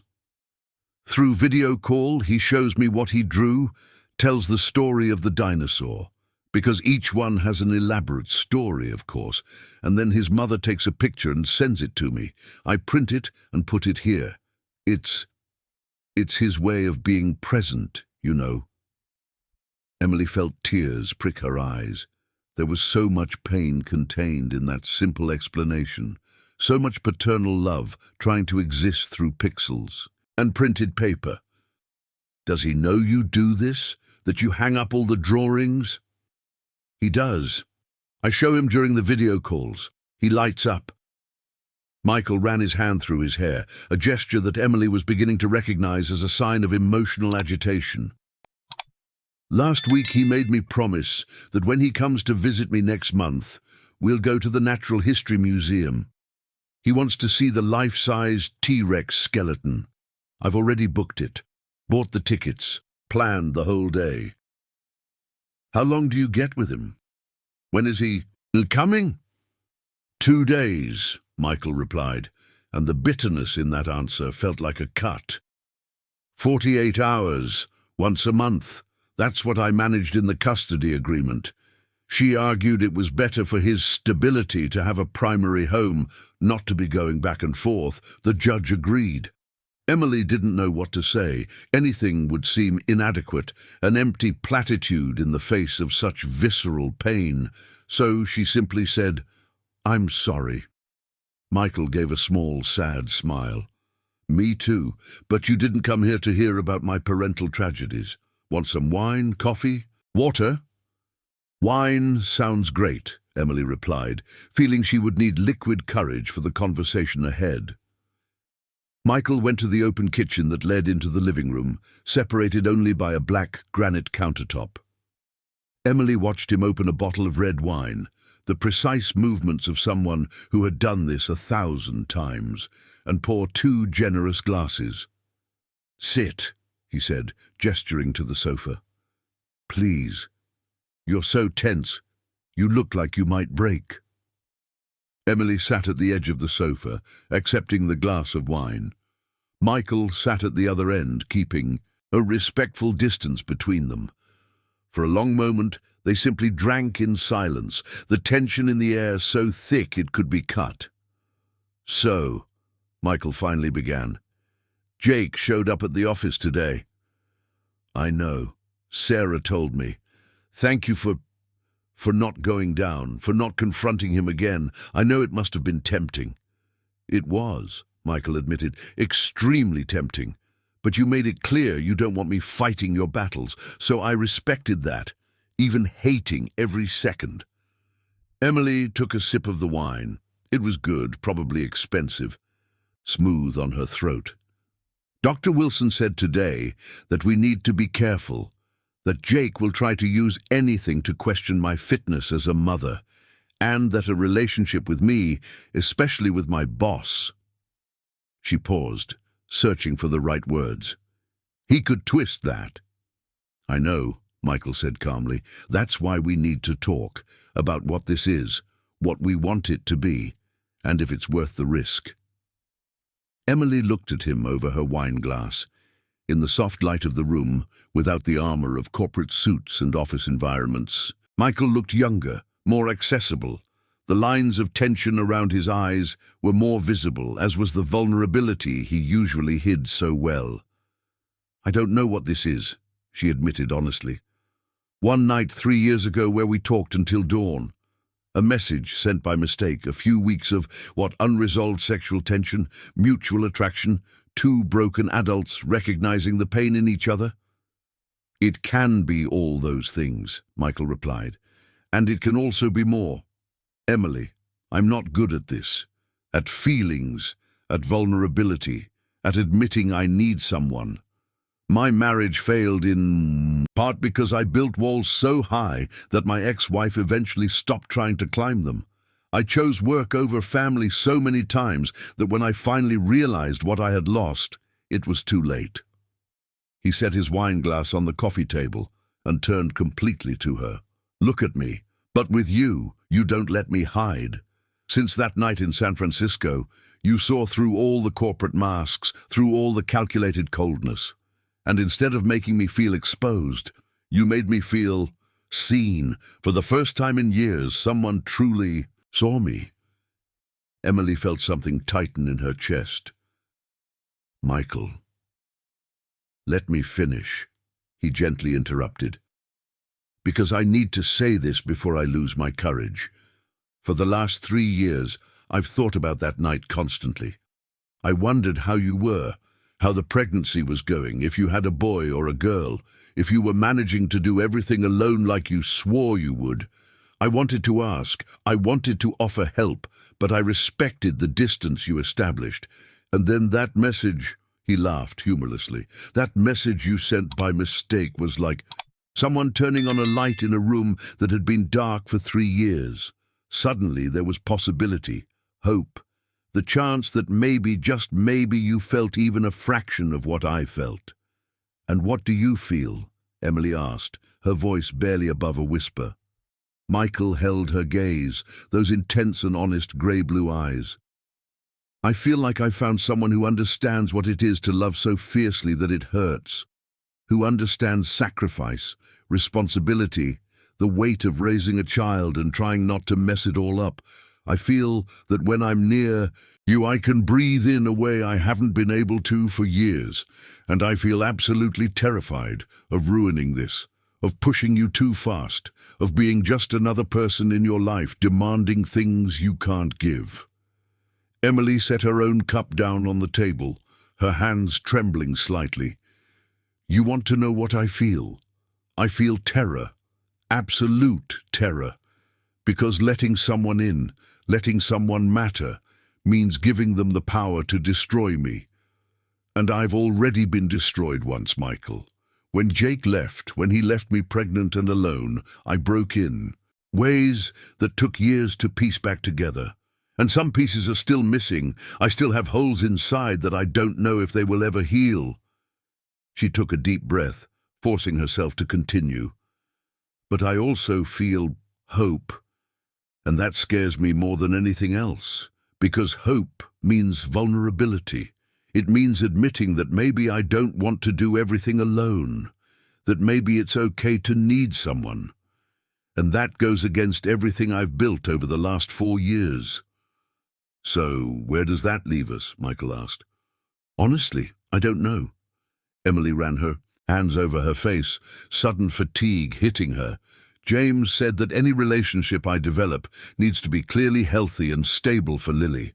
That judges care about the child's well-being above all else, and I agree with that. Lily is my priority. She always has been, always will be.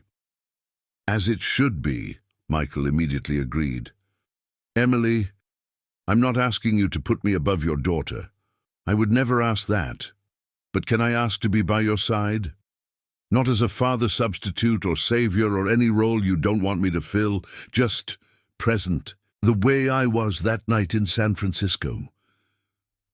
Emily looked at the dinosaur drawings scattered around the room, thinking of Michael sending a new one every week, of Michael printing each one and hanging them as if they were priceless works of art. She thought about how he had drawn awkward horses for Lily on the back of financial reports. She thought about how he had shown up at the school presentation when Jake didn't come. What if it doesn't work out? She asked, voicing for the first time the fear that haunted her. What if we try this, and it doesn't work, and then I have to work with you every day, see you every day, while carrying the pain of another failure? And worse, what if Lily gets attached to you, and then you leave her life too? I can't promise it will work, Michael replied with brutal honesty. No relationship has guarantees, but I can promise that I won't disappear. Even if it doesn't work romantically, I won't just vanish from your life or Lily's. I'm not Jake, Emily. When I commit to something, to someone, I stay, like you stayed with Michael even after losing custody. Emily said softly. Even having only 48 hours a month, you're still present in every way you can. Exactly. Because that's what parents do. That's what people who truly love do. They stay, even when it's hard, especially when it's hard. Emily felt the defenses she had built so carefully begin to crack. I don't know how to do this. How to let someone inside the walls without panicking that they will eventually leave.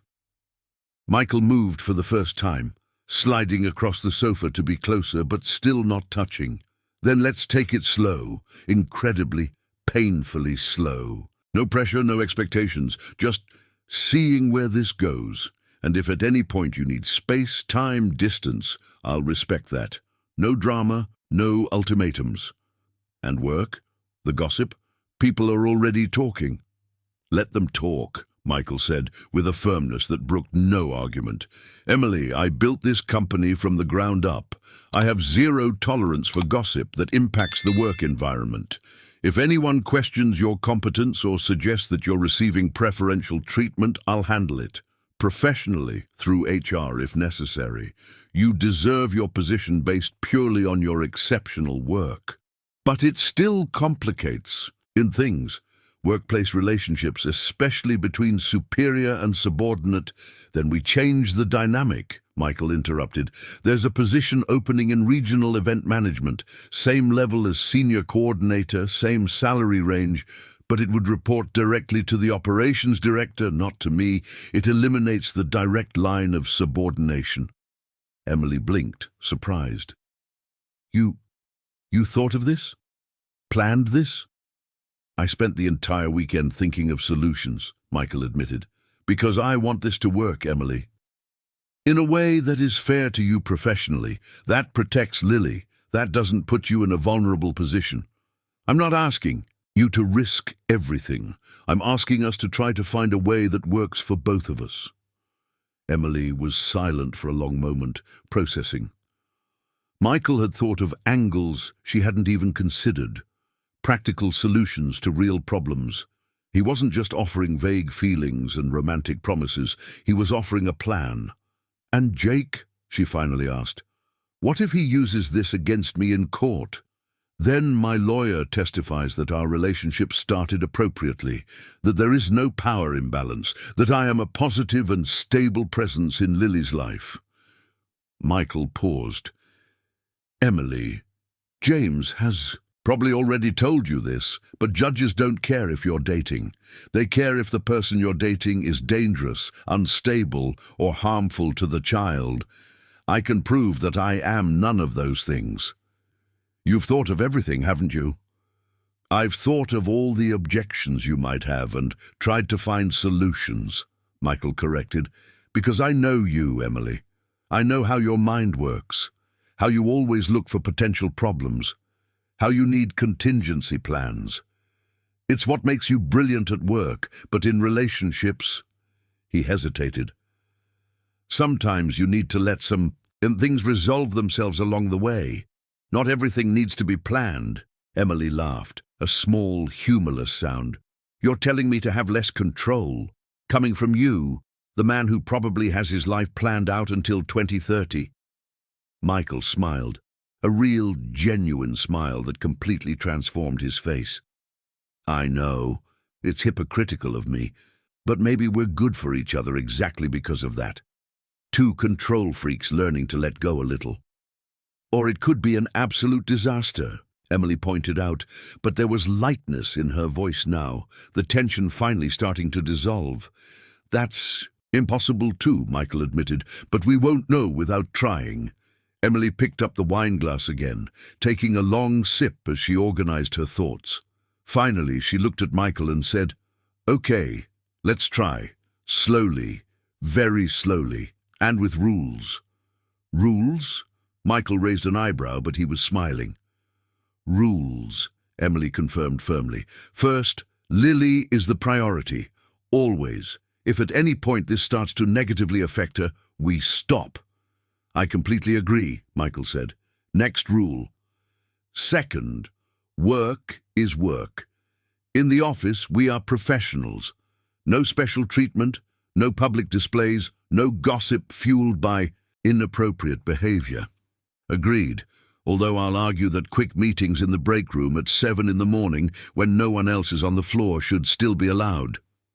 Emily felt a smile tug at the corners of her mouth. Negotiable. Third rule, absolute honesty. If you're feeling overwhelmed, if you need space, if something isn't working, you speak up. Don't bottle it up, don't disappear, don't leave it to explode later. The same goes for you, Michael pointed out.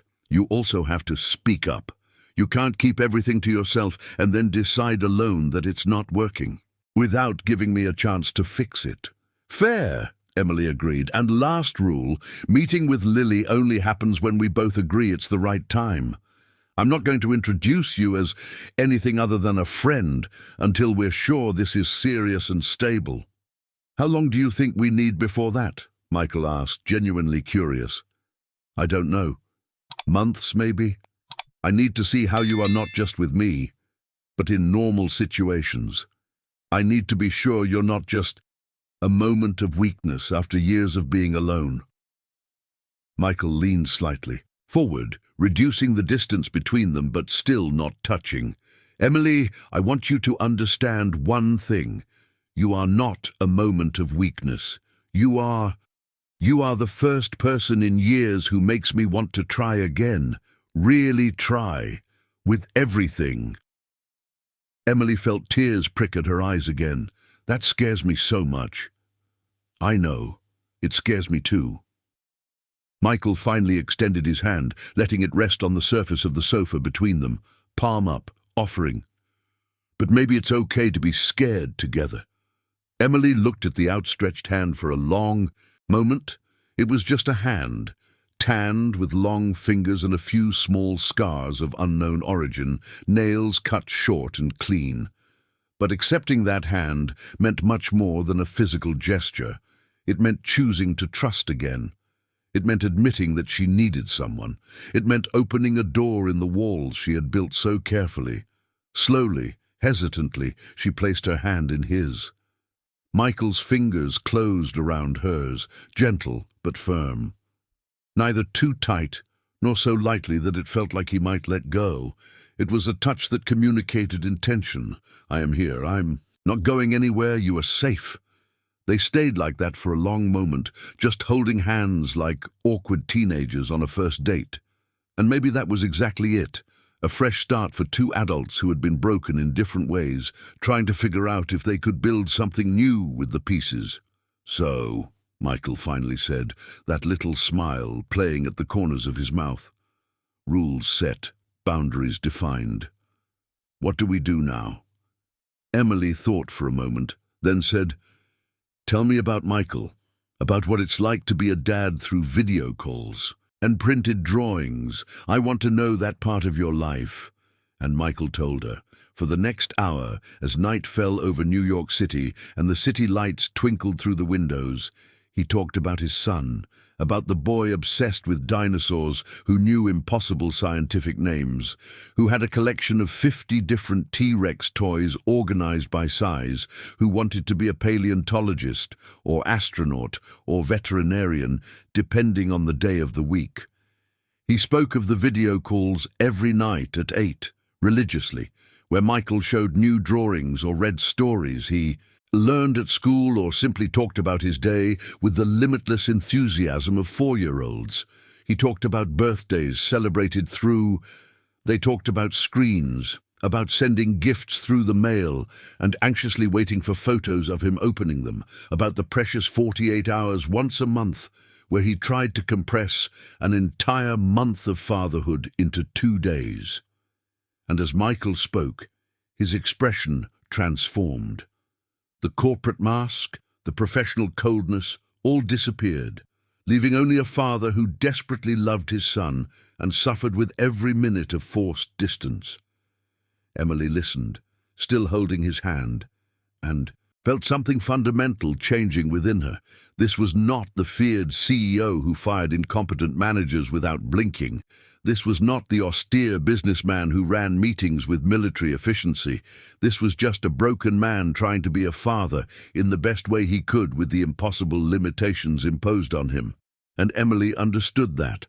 God, She understood so deeply that it hurt.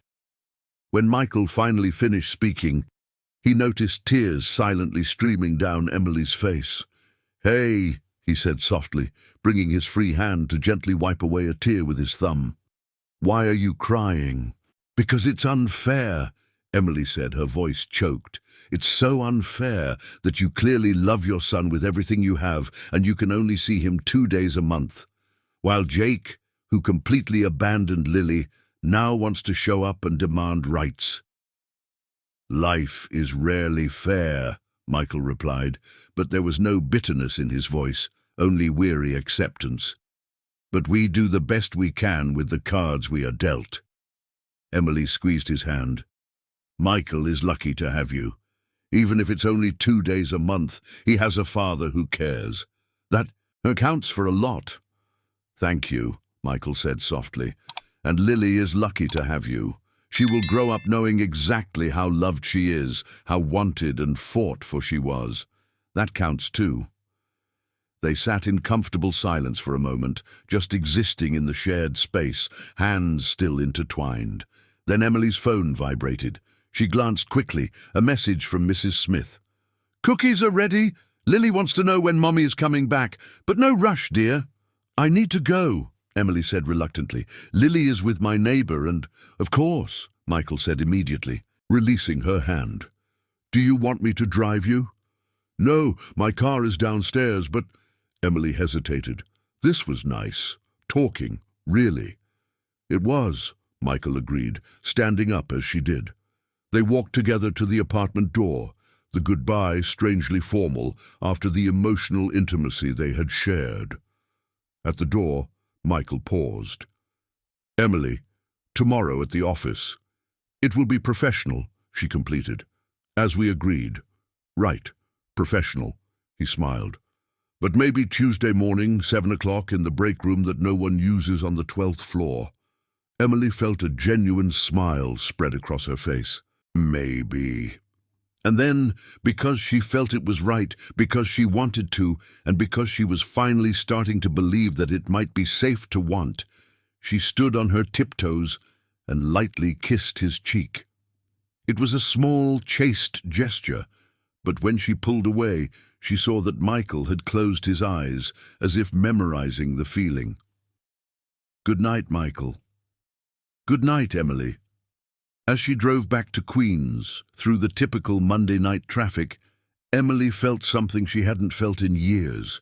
Real hope, not the desperate hope that Jake would return that had inspired that disastrous message, but grounded hope based on honest conversations and clear boundaries and a man who had thought of practical solutions to real problems. It was scary, but perhaps the right kind of scary. When she arrived at Mrs. Smith's apartment to pick up Lily, she found her daughter covered in flour, with chocolate on her face, absolutely radiant. "Mommy, we made chocolate cookies, and some vanilla ones, and Grandma Smith said I'm the best helper she's ever had." Emily scooped her daughter up, not caring about the flour she was transferring to her light blue shirt. "You are the best helper in the whole world. Shall we go home? Can we take cookies?" "Of course we can, my love." Later, back home, after bath time and pajamas and the usual nighttime routine, Emily lay down next to Lily in the small bed, watching her daughter fight against sleep as she did every night. "Mommy," Lily murmured, her eyes already closing. "Are you happy?"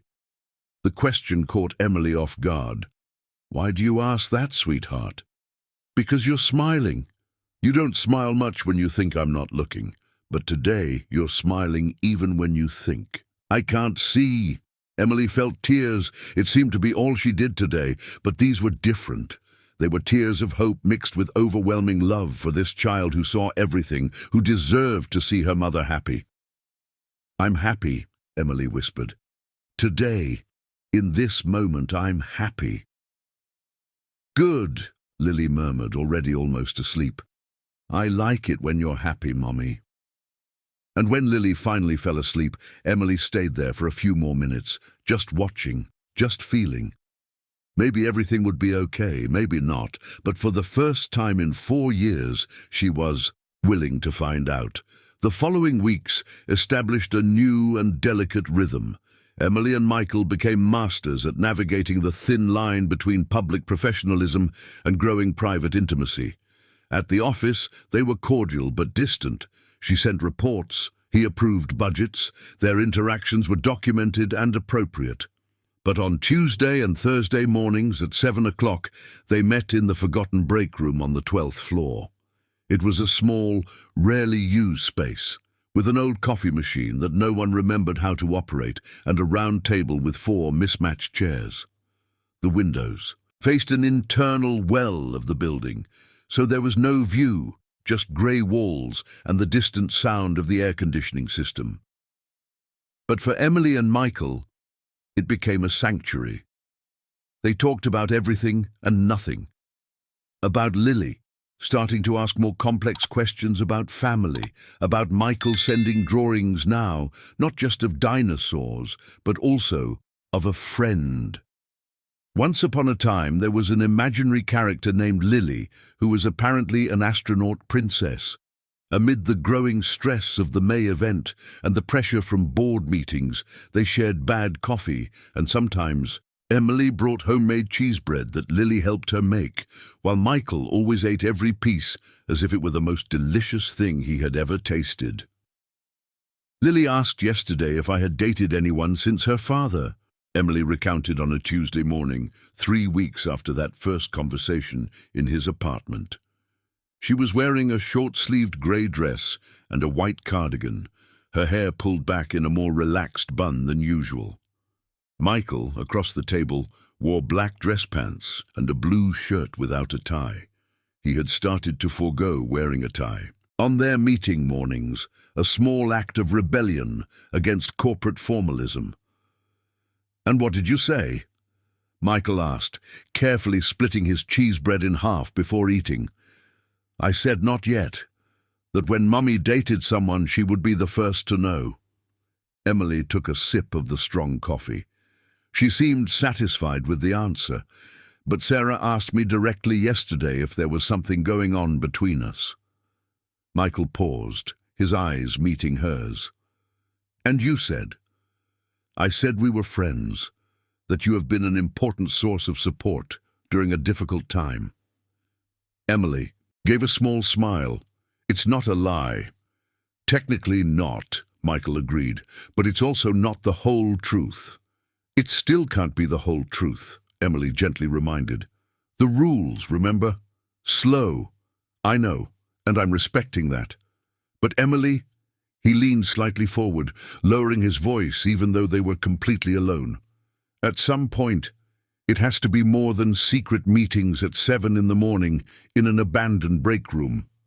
Not because I'm pushing, but because this is real.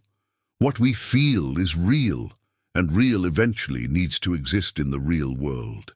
Emily knew he was right, but the part of her that was still afraid, that still expected abandonment, resisted. "1 more month," she heard herself say. "Give me 1 more month, to be sure, to process everything with Jake first." Because Jake had not disappeared. On the contrary. 2 weeks after the consultation with James, Emily received an official notification. Jake was filing for paternity recognition, shared custody, and visitation regulations. The legal document was cold and technical, filled with legal terms that James needed to translate, but the message was clear. Jake wanted legal access to Lily and was willing to go to court to get it. "It's expected," James said during an emergency meeting on a Saturday morning in his office. Emily had left Lily with Mrs. Smith, inventing an excuse about urgent work. "He's establishing paternity legally, which is the first necessary step. The good news, this gives us the opportunity to formally document everything. His absence, your consistent presence, the stability you provide." "And how long does this take?" Emily asked, biting her thumbnail, a nervous habit from her teenage years that had resurfaced. It can take months. There are mandatory paternity tests, psychological evaluations, possibly initial supervised visitation if the judge allows. But Emily, James looked at her with that gentle firmness she was learning to trust. You are in an extremely strong position. Don't let him make you think otherwise. But it was hard not to feel shaken when 3 days after the legal notification, Jake began his image campaign. Emily found out through Sarah, who learned through a cousin who worked in social media. Jake had created a public profile on Instagram entirely dedicated to his journey of reconnecting with his daughter. Posts with old photos of him, some that Emily didn't even know existed from when they were dating, with emotional captions about past mistakes and growing up and fighting for the right to be a father. He's painting himself as the remorseful father who just wants a chance, Sarah explained, showing the profile on her phone during their lunch break. They were sitting on a bench in the small park next to the Innovatech building, eating sandwiches bought from the corner deli. Look at this caption. I made mistakes that haunt me every day, but I've learned that it's never too late to do the right thing. My daughter deserves to have a father, and I will fight to prove that I can be the father she deserves. Emily felt nausea rise. He's creating a public narrative, so when this goes to court, he has evidence of… what? Performative remorse? Probably, Sarah agreed, her expression grim. But darling, any minimally competent judge will see through this. Instagram posts don't erase 4 years of abandonment. But it wasn't just posts. Jake started showing up in places, not confronting Emily directly. He clearly had received legal advice about that, but present. In the park near Lily's daycare, whenever. Emily passed by with the girl. At the grocery store where Emily shopped every Saturday morning. Once, even at the coffee shop on the corner of the office, sitting with an open laptop, casually waving when she walked in. It was subtle intimidation. Legal enough not to violate restraining orders, but invasive enough to keep Emily constantly on edge. He's stalking you, Michael said, barely containing his anger when Emily told him during one of their morning meetings. It was a Thursday, 5 weeks after their official start, and frustration was beginning to crack Michael's usual calm. Emily, this is harassment, even if it's in public spaces. James is already documenting everything, Emily interrupted, though her own voice trembled. Every time I see him, I log. Date, time, location, context. I'm building a pattern. But legally, he's not doing anything wrong. Yet. I hate this, Michael said, his hands gripping the coffee mug tightly enough for the knuckles to turn white. I hate that he's making you live in a constant state of… Will it affect you professionally? Your reputation, the company? It won't, Michael said with absolute certainty. Because we did nothing wrong. There's no favoritism, no conflict of interest, and any honest investigation will prove that. But even if it did… He paused, and Emily saw something change in his expression. Even if it did, you are worth more than corporate politics. Don't say that, Emily pleaded. Don't say things you can't fulfill. Innovatech is your life. You built this company. And I almost lost my marriage and my son because of it, Michael interrupted, his voice firmer. I learned the hard way that companies can be rebuilt, profits recovered, reputations restored. But people, relationships, those things once lost… Emily, I won't make the same mistake twice, Emily. He felt fresh tears threatening. You barely know me. You haven't known me long enough to say those things. I've known you for 3 years, Michael gently corrected. Since that night in San Francisco, and in the last 2 months, I've learned more about who you are, how you think, what you value. I don't need decades to know that you matter, that this matters. Before Emily could respond, Michael's phone rang. He glanced quickly, then sighed. Board meeting in 5 minutes. I need to go. Me too, I have to get back to the planning meeting. Emily opened the car, and Dorbert paused before stepping out. Michael, thank you for not giving up. Never, he promised. But Emily? We need to be more strategic now. Jake is playing dirty. We need to play smarter. In the following days, Emily and Michael became ghosts to each other in the office. They passed each other in the halls without making eye contact, avoided the break room at the same times, communicated only through formal, professional emails. It was painful and necessary, and Emily hated every second. But at night, after Lily was asleep, they chatted through messages. Long, honest, vulnerable messages. Michael shared about the last video call with Jake, how the boy had asked when Daddy would live close to him again. Emily shared about Lily, asking more and more questions about family, about parents, about why some kids had two dads and others just one. How do you explain adult concepts of abandonment and choice to a 4-year-old? Emily typed on a Tuesday night, sitting on the dark sofa of her apartment.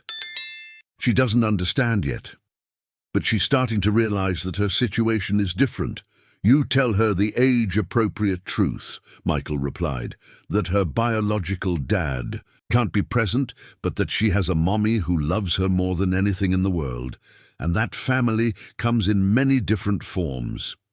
You're really good at this, Emily replied. Remote parenting, finding the right words. I had to learn fast. When Jake asked why I didn't live with him, I had to find a way to explain divorce to a 2-year-old. It was devastating. Emily could feel the pain through the typed words. I'm so sorry you had to go through that. And I'm so sorry you're going through this now. With Jake, with HR, with everything. But Emily, it will end. And when it does, we'll find our way back to each other, I promise. It was that promise that kept Emily going. Through endless meetings about the event that was just a week away, through curious glances from colleagues who had clearly heard about the HR investigation, through more casual appearances from Jake that left her anxiety at stratospheric levels. On the Thursday before the event, Emily was working late, 10 at night, the office almost empty except for security and cleaning staff. She was reviewing the schedule for the 1,000th time when her phone rang, unknown number. She almost didn't answer, but something made her pick up the call. Emily Johnson. Yes? This is Sarah Miller, Jake Thompson's ex-wife. The voice was female, firm, and carried an urgency that made Emily sit up straight. I know it's late, and I know we don't know each other, but I really need to talk to you. It's about Jake and what he's planning. Emily felt her blood run cold. How did you get my number? Jake left his phone unlocked the last time he came to pick up some of his things. I saw your contact. I saw the messages he's been sending you. A pause. Emily, he's lying about everything, and I have proof. Emily pressed the phone against her ear, her heart racing. The office was silent except for the distant hum of the air conditioning and the muffled sound of a vacuum cleaner on another floor. She looked around instinctively, checking if she was alone, then lowered her voice. What kind of proof? I can't talk over the phone, Sarah replied quickly. But I can meet you. Tomorrow morning? There's a coffee shop near Fifth Avenue, Coffee Haven. Do you know it? Emily did. It was a small place, always crowded, discreet enough for 2 women to talk without drawing attention. I know it. What time? 7:30, before the work rush? I'll be there, Emily agreed. But Sarah, why are you doing this? Why help me? There was a long pause on the line. When Sarah finally spoke, her voice was heavy with something that sounded like regret mixed with anger. Because I was you 5 years ago. Jake made me the same promises, used the same tactics, and nearly destroyed me financially before I could get out. And because... Another pause. Because I have a daughter too, she's 3, and the idea that Jake could be trying to use a child as a bargaining chip makes me sick. Emily felt as if she had been struck by lightning. Wait, you have a daughter with Jake? No, Sarah hurried to say. God, no. My daughter is from my current marriage, but I went through pregnancy alone too, not from abandonment. My husband was in the army on a mission overseas, but I know how scary it is, and to think that Jake did this with you deliberately. She sighed heavily. Tomorrow at 7:30, I'll tell you everything. The call ended, leaving Emily staring at the phone as if it could provide more answers. Her hands trembled slightly as she saved Sarah's number. The revelation that Jake had an ex-wife, something he had never mentioned throughout their relationship, was shocking in itself, but the tone of urgency and bitterness in Sarah's voice suggested that there was much more to the story. Emily picked up her phone again and, without thinking too much, typed a message to Michael. "I need to tell you something. It's important. Can you call?" The response came within seconds. "Calling now." The phone rang almost immediately. Emily answered, Michael's voice filling the silence of the empty office. "What happened?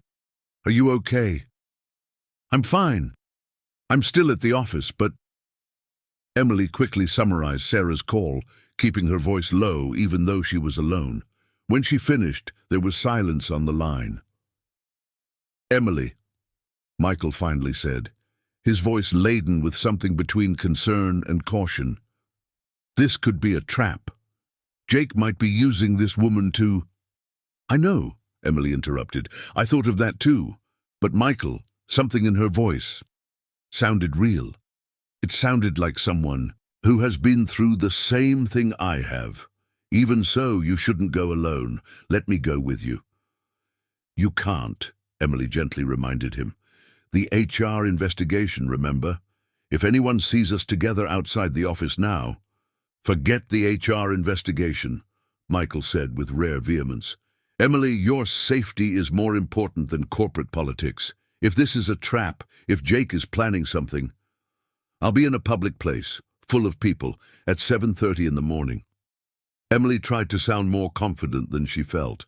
"And I'll let Dr. Wilson know too. He needs to be aware of this." Michael sighed, clearly not satisfied, but recognizing that he had no veto power over her decisions. "All right, but Emily, keep your phone on with location activated. And text me as soon as you're done. Understood? I don't care if it's just I'm okay. I need to know you're safe." "I promise," Emily said, feeling warmth spread through her chest despite the anxiety. "Michael, thank you for caring, for not making me feel like I'm being paranoid or overreacting. You're not being either. You're being careful, and given what Jake has already done—" He paused. "Just be careful, okay?" "I will." After they hung up, Emily called Dr. Wilson. He answered on the third ring, his voice carrying the fatigue of someone who had been working late as well. "Emily, are you all right?" She repeated the story for the second time. Dr. Wilson listened in silence, and Emily could hear him taking notes. "Interesting," he finally said. "Very interesting. If Jake was married and never mentioned it, if he has a history of similar behavior with other women, that massively strengthens our case. But I agree with Michael, it could be a trap." Emily noticed the hesitation before he said Michael's name and felt a blush rise to her neck. Clearly, Dr. Wilson had deduced that there was more between them than she had initially admitted. "I know," Emily said, "but I need to know what she has. If they are really evidence that could help, then go, but with precautions. Record the conversation on your phone. It's legal in New York City as long as one party knows it's being recorded. Don't sign anything, don't accept anything physical from her without taking a photo first. And Emily, if at any moment you feel something is wrong, leave immediately." "I will do all of that," Emily promised, "and I'll send you a report afterward." "Perfect. And Emily, whatever the outcome of this meeting, we are in a solid position. His custody case is full of holes, but more evidence of questionable character only helps." Emily hung up and finally packed her things to go home. It was almost 11 at night when she parked the car in front of the building in Queens. The apartment was quiet, Mrs. Smith had stayed with Lily after daycare and had already put her to bed, leaving a note saying that the girl had eaten dinner, taken a bath, and fallen asleep after just one story. Emily went to Lily's room, stopping at the door just to observe. Her daughter was sleeping on her stomach, one arm thrown over Mr. Teddy, the stuffed bear, her mouth slightly open in deep sleep. The moon-shaped lamp cast a soft light over the lavender-painted room, over the shelves filled with children's books and organized toys, over the drawings of Lily stuck on the walls. Horses, butterflies, the stick family that always included only two figures, one big, one small. "I'm doing all of this for you," Emily whispered to her sleeping daughter, "so you grow up safe, so you never doubt how loved you are." She took a long, hot shower, trying to dissolve the tension that had built up in her shoulders throughout the day. Then, already in pajamas, she sat on the couch with a cup of chamomile tea and tried not to obsessively think about what Sarah might reveal tomorrow. The phone vibrated. A message from Michael. "I know I said not to talk too much, but are you managing to sleep, or are you awake, going over all the possible scenarios in your head?" Emily smiled despite the tension. "How do you know me so well?" "Because I do the same thing. I go from scenario to scenario, trying to anticipate problems, planning contingencies. It's exhausting." "And how do you switch off?" "I don't switch off, but I've learned that it helps to focus on something concrete instead of abstract possibilities. So, tell me about the event, about the logistical details you need to confirm tomorrow, something technical and boring enough to take your mind off Jake." And Emily told him. For the next hour, they exchanged messages about suppliers and schedules, about the sound system that had malfunctioned last week but was now resolved, about the cocktail menu that had been revised 3 times. It was Emily leaned forward. "I saw the messages. I saw his plans. He doesn't want custody of your daughter. He wants to extort you." Emily felt nausea rise. "Explain." "There's a conversation between him and a friend, a guy named Robert, where Jake says verbatim, 'I'm going to sue for custody, scare her enough to make a deal, retroactive alimony for 4 years, plus monthly. The bitch makes good money. She'll prefer to pay than risk losing the girl.'" Sarah pulled her phone from her pocket and showed a picture of the screen. "I took a photo before returning the phone." Emily read the message, the words blurring as tears of anger filled her eyes. There it was, in black and white, confirmation of what she suspected. Jake never wanted to be a father. He wanted money. "There's more," Sarah continued. "He's been unemployed for 8 months. He was fired from the last agency for being repeatedly late. He has debts with 3 different banks. He's living on the couch of that friend Robert because he can't afford his own rent. And he's desperate." "Desperate enough to use a 4-year-old child as a bargaining chip," Emily said, her voice cold. "Exactly. And Emily, the report to HR at your company? I know how he got that information. Robert works as a contracted security guard in corporate buildings, including yours. Jake convinced him to find out details about you, about your relationship with your boss. And then Jake made the anonymous report specifically to destabilize you." Emily closed the folder, her hands gripping the edges tightly. "Why are you giving me all this? You don't know me. You could have just ignored it, gone on with your life." Sarah looked directly into her eyes, and Emily saw a deep solidarity of women who survived the same predator. "Because when I found out he did to you what he did to me, left you pregnant alone, disappeared, and now came back to extort, I remembered how I felt when I discovered who Jake really was. Betrayed, humiliated, stupid for believing. And I thought, if I had someone warning me, someone giving me evidence before I lost $50,000 and 2 years of my life." She paused, wiping away a tear that escaped. You have a daughter to protect, Emily. I didn't have children with Jake, so when I left completely. But you're stuck in a legal battle with him, and you deserve every weapon possible to fight." Emily felt emotion tighten her throat. "Thank you, seriously. You have no idea how much this means. Take everything to your lawyer.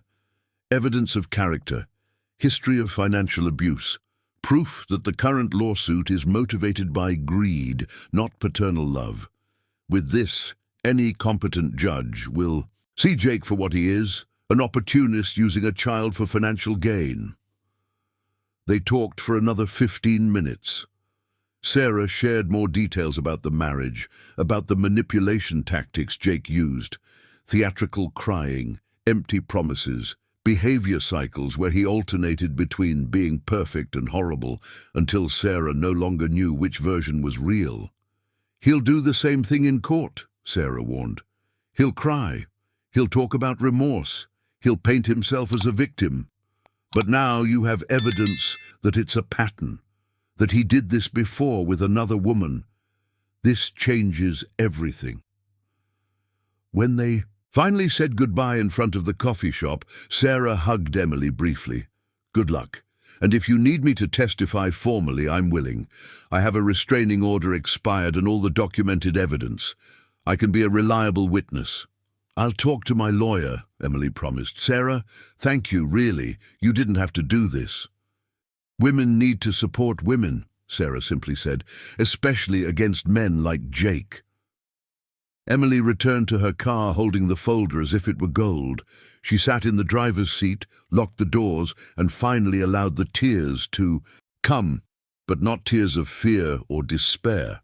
They were tears of relief, of validated anger, of sudden hope that maybe, just maybe, she finally had the ammunition needed to end this. She called Dr. Wilson immediately. "I need to schedule an urgent meeting. Today, if possible. I have something big." "I can see you at noon," Dr. Wilson said, hearing the urgency in her voice. "Bring everything you got." Then Emily texted Michael. "Meeting happened. I got what I needed. It's big. I'll tell you when I can, but I'm okay. I'm more than okay." The response came quickly. "Thank God, I was worried. Call me when you can talk calmly." Later. "Now I need to see Dr. Wilson. But Michael, I think we finally have a way to end this." Emily drove straight to the Innovatech office, locked the folder in her desk drawer, and dove into work with renewed energy. The event was a week away. There were 1,000 final details. But for the first time in weeks, Emily was able to concentrate without the constant anxiety eating at her insides. At noon, she was in Dr. Wilson's office, the folder open. On the mahogany desk, as the lawyer examined each document with meticulous attention, Emily watched his expression change from curiosity to surprise to absolute satisfaction. "Emily," he finally said, looking up, This is exactly what we needed. Documented history of predatory financial behavior, previous restraining order, and these messages." He held up the photo of the phone screen. "Clear evidence that the current lawsuit is motivated by extortion, not genuine interest in the child. So what do we do with this? First, I verify the authenticity of everything, confirm the restraining order in the court records, validate the marriage certificate, things like that. Then I contact Jake's lawyer and present the evidence in a private meeting. I give him the opportunity to withdraw the lawsuit before we go to court, and this becomes a public record." "And if he doesn't withdraw?" Dr. Wilson smiled, a cold, professional smile. "Then we destroy him in court. With this evidence? Emily, he doesn't stand a chance. No judge will grant custody." Emily felt something release in her chest. Tension she had carried for weeks, fear that had colored every decision. "How long until we resolve this? If his lawyer is at all smart and advises Jake to withdraw, 2 weeks, maybe 3, if we go to court. It could take a few more months, but the outcome is practically guaranteed." Dr. Wilson leaned forward. "Emily, Do you understand what this means? It's not just about winning the lawsuit. It's legally documenting that Jake has no parental rights because he tried to use his daughter for extortion. This protects Lily not just now, but in the future as well. If he tries something again in 5-10 years, it will be on the record. Emily felt tears prick her eyes again. She had been crying too much lately, but these were good tears. So it's over, really over. We still have a few steps to take, but yes, the war is over. Now it's just paperwork. Emily left Dr. Wilson's office feeling as if she were floating. She went straight to her car, locked the doors, and called Jake. He answered on the first ring. "Emily, tell me everything." And she did. Every detail of the meeting with Sarah, the documents, the messages, Dr. Wilson's evaluation. When she finished, there was silence on the line for a long moment. "Jake, are you still there?" "I am." His voice sounded strange, choked, emotional in a way Emily had never heard before. Emily, you have no idea the relief. In the past few weeks, seeing you carry all that weight, unable to do anything but watch." "But you did," Emily gently interrupted. "You were there. In the messages, in the conversations, keeping me sane. That was no small thing, Jake. Still, I wish I could have done more. I wish I could have protected you from all of this." "You didn't need to protect me. You needed to be by my side while I fought. And you were." Emily took a deep breath.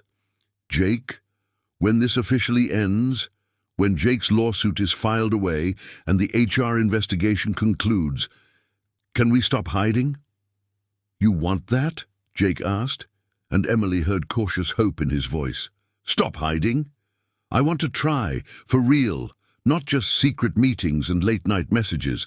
I want to see if this can be real in the real world." She paused. "And I want Lily to know you, properly, not as Mommy's boss, but as someone important in my life."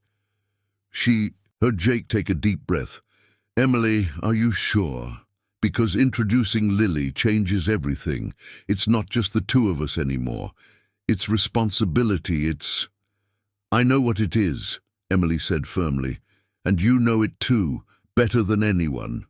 You are a father, Jake. You understand that children come first, that adult relationships need to be built around them, not despite them. And I trust you with her.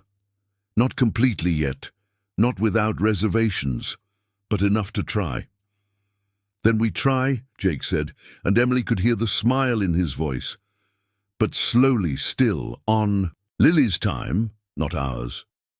"On her time," Emily agreed, "always." The next 10 days were a whirlwind. The product launch event for Innovatech took place the following Wednesday, and despite all the fears and obstacles, it was an absolute success. 300 executives, investors, and journalists filled the premium space of the convention center, experiencing the new line of business automation products, while Emily coordinated every detail with the precision of a conductor. Jake delivered his keynote speech, 15 minutes on innovation and the future of business technology. And when his eyes met Emily's in the crowd, there was a second of connection that no one else noticed but made her heart race. Public professionalism, private emotion, just as it should be. After the event, when the guests had left and the cleaning crew began to dismantle, Sarah found Emily checking the last boxes of promotional materials. "You did it," Sarah said, pulling Emily into a tight hug. "Against all odds, with all the pressure, you pulled off a flawless event. I'm so proud of you, dear." Emily hugged back, feeling emotion tighten her throat. "I couldn't have done it without the team, without you." "Nonsense, it was you. Your vision, your organization, your ability to turn crises into solutions." Sarah stepped back, holding Emily's shoulders. "And Emily, about the gossip, about the HR investigation, don't listen to it. Anyone with half a brain knows you deserve your position based purely on competence." The investigation will conclude that officially next week, Emily said. Anna Paula from HR had informed her the day before that the investigation was in its final phase and all evidence pointed to unfounded allegations. But thank you for believing in me even when others questioned. On Friday, exactly 12 days after the meeting with Sarah, Dr. Wilson called with news. Jake's lawyer reached out, wants a meeting to discuss an amicable resolution to the lawsuit. Code for they know they lost and want to minimize damage. Emily was at her apartment, Lily drawing horses on the coffee table while she prepared dinner. What does that mean exactly? It means I presented Sarah's evidence, and his lawyer, who apparently has professional ethics, unlike the client, advised Jake to withdraw the lawsuit before it formally enters the court record. They will propose a settlement where Jake officially renounces any custody claims in exchange for you not suing for attempted extortion. Wait, Emily said, almost dropping the wooden spoon she was stirring the tomato sauce with. He's backing down. Completely? It seems so. The meeting is Monday at 2 in the afternoon. You, me, Jake, and his lawyer. If all goes as I hope, you sign documents renouncing the extortion lawsuit. He signs documents permanently renouncing any parental rights. It's over. Emily felt her legs go weak. She leaned against the kitchen counter, taking a deep breath. It's over. It's really over. She still needs to sign the papers, but yes, it's over. When she hung up, Emily stood still for a long moment, just processing. Lily looked up from her drawings, frowning with that unsettling perception. "Mommy, why are you crying?" Emily touched her own face, surprised to find it wet. "Mommy is crying happy tears, my love. Sometimes adults do that. Did something good happen?" "Yes," Emily said, walking over to the table and picking Lily up, squeezing her tightly. "Something very, very good happened. It means that you and I are going to stay just the way we are, just the two of us. No one is going to try to separate us." "I like it when it's just us," Lily said, hugging Emily's neck. "But, Mommy, it's also okay if it's not just us. Like, if you get a boyfriend or something. Isabella has a stepdad, and he's nice. He makes good pancakes." Emily laughed through her tears. "Really? And would you be okay if Mommy dated someone?" Lily considered seriously, her tongue peeking between her teeth as it did when she was thinking about something important. "It depends. He needs to be nice, and like horses, and he can't yell because I don't like yelling. Those are very reasonable requirements." Emily agreed, kissing her daughter's forehead.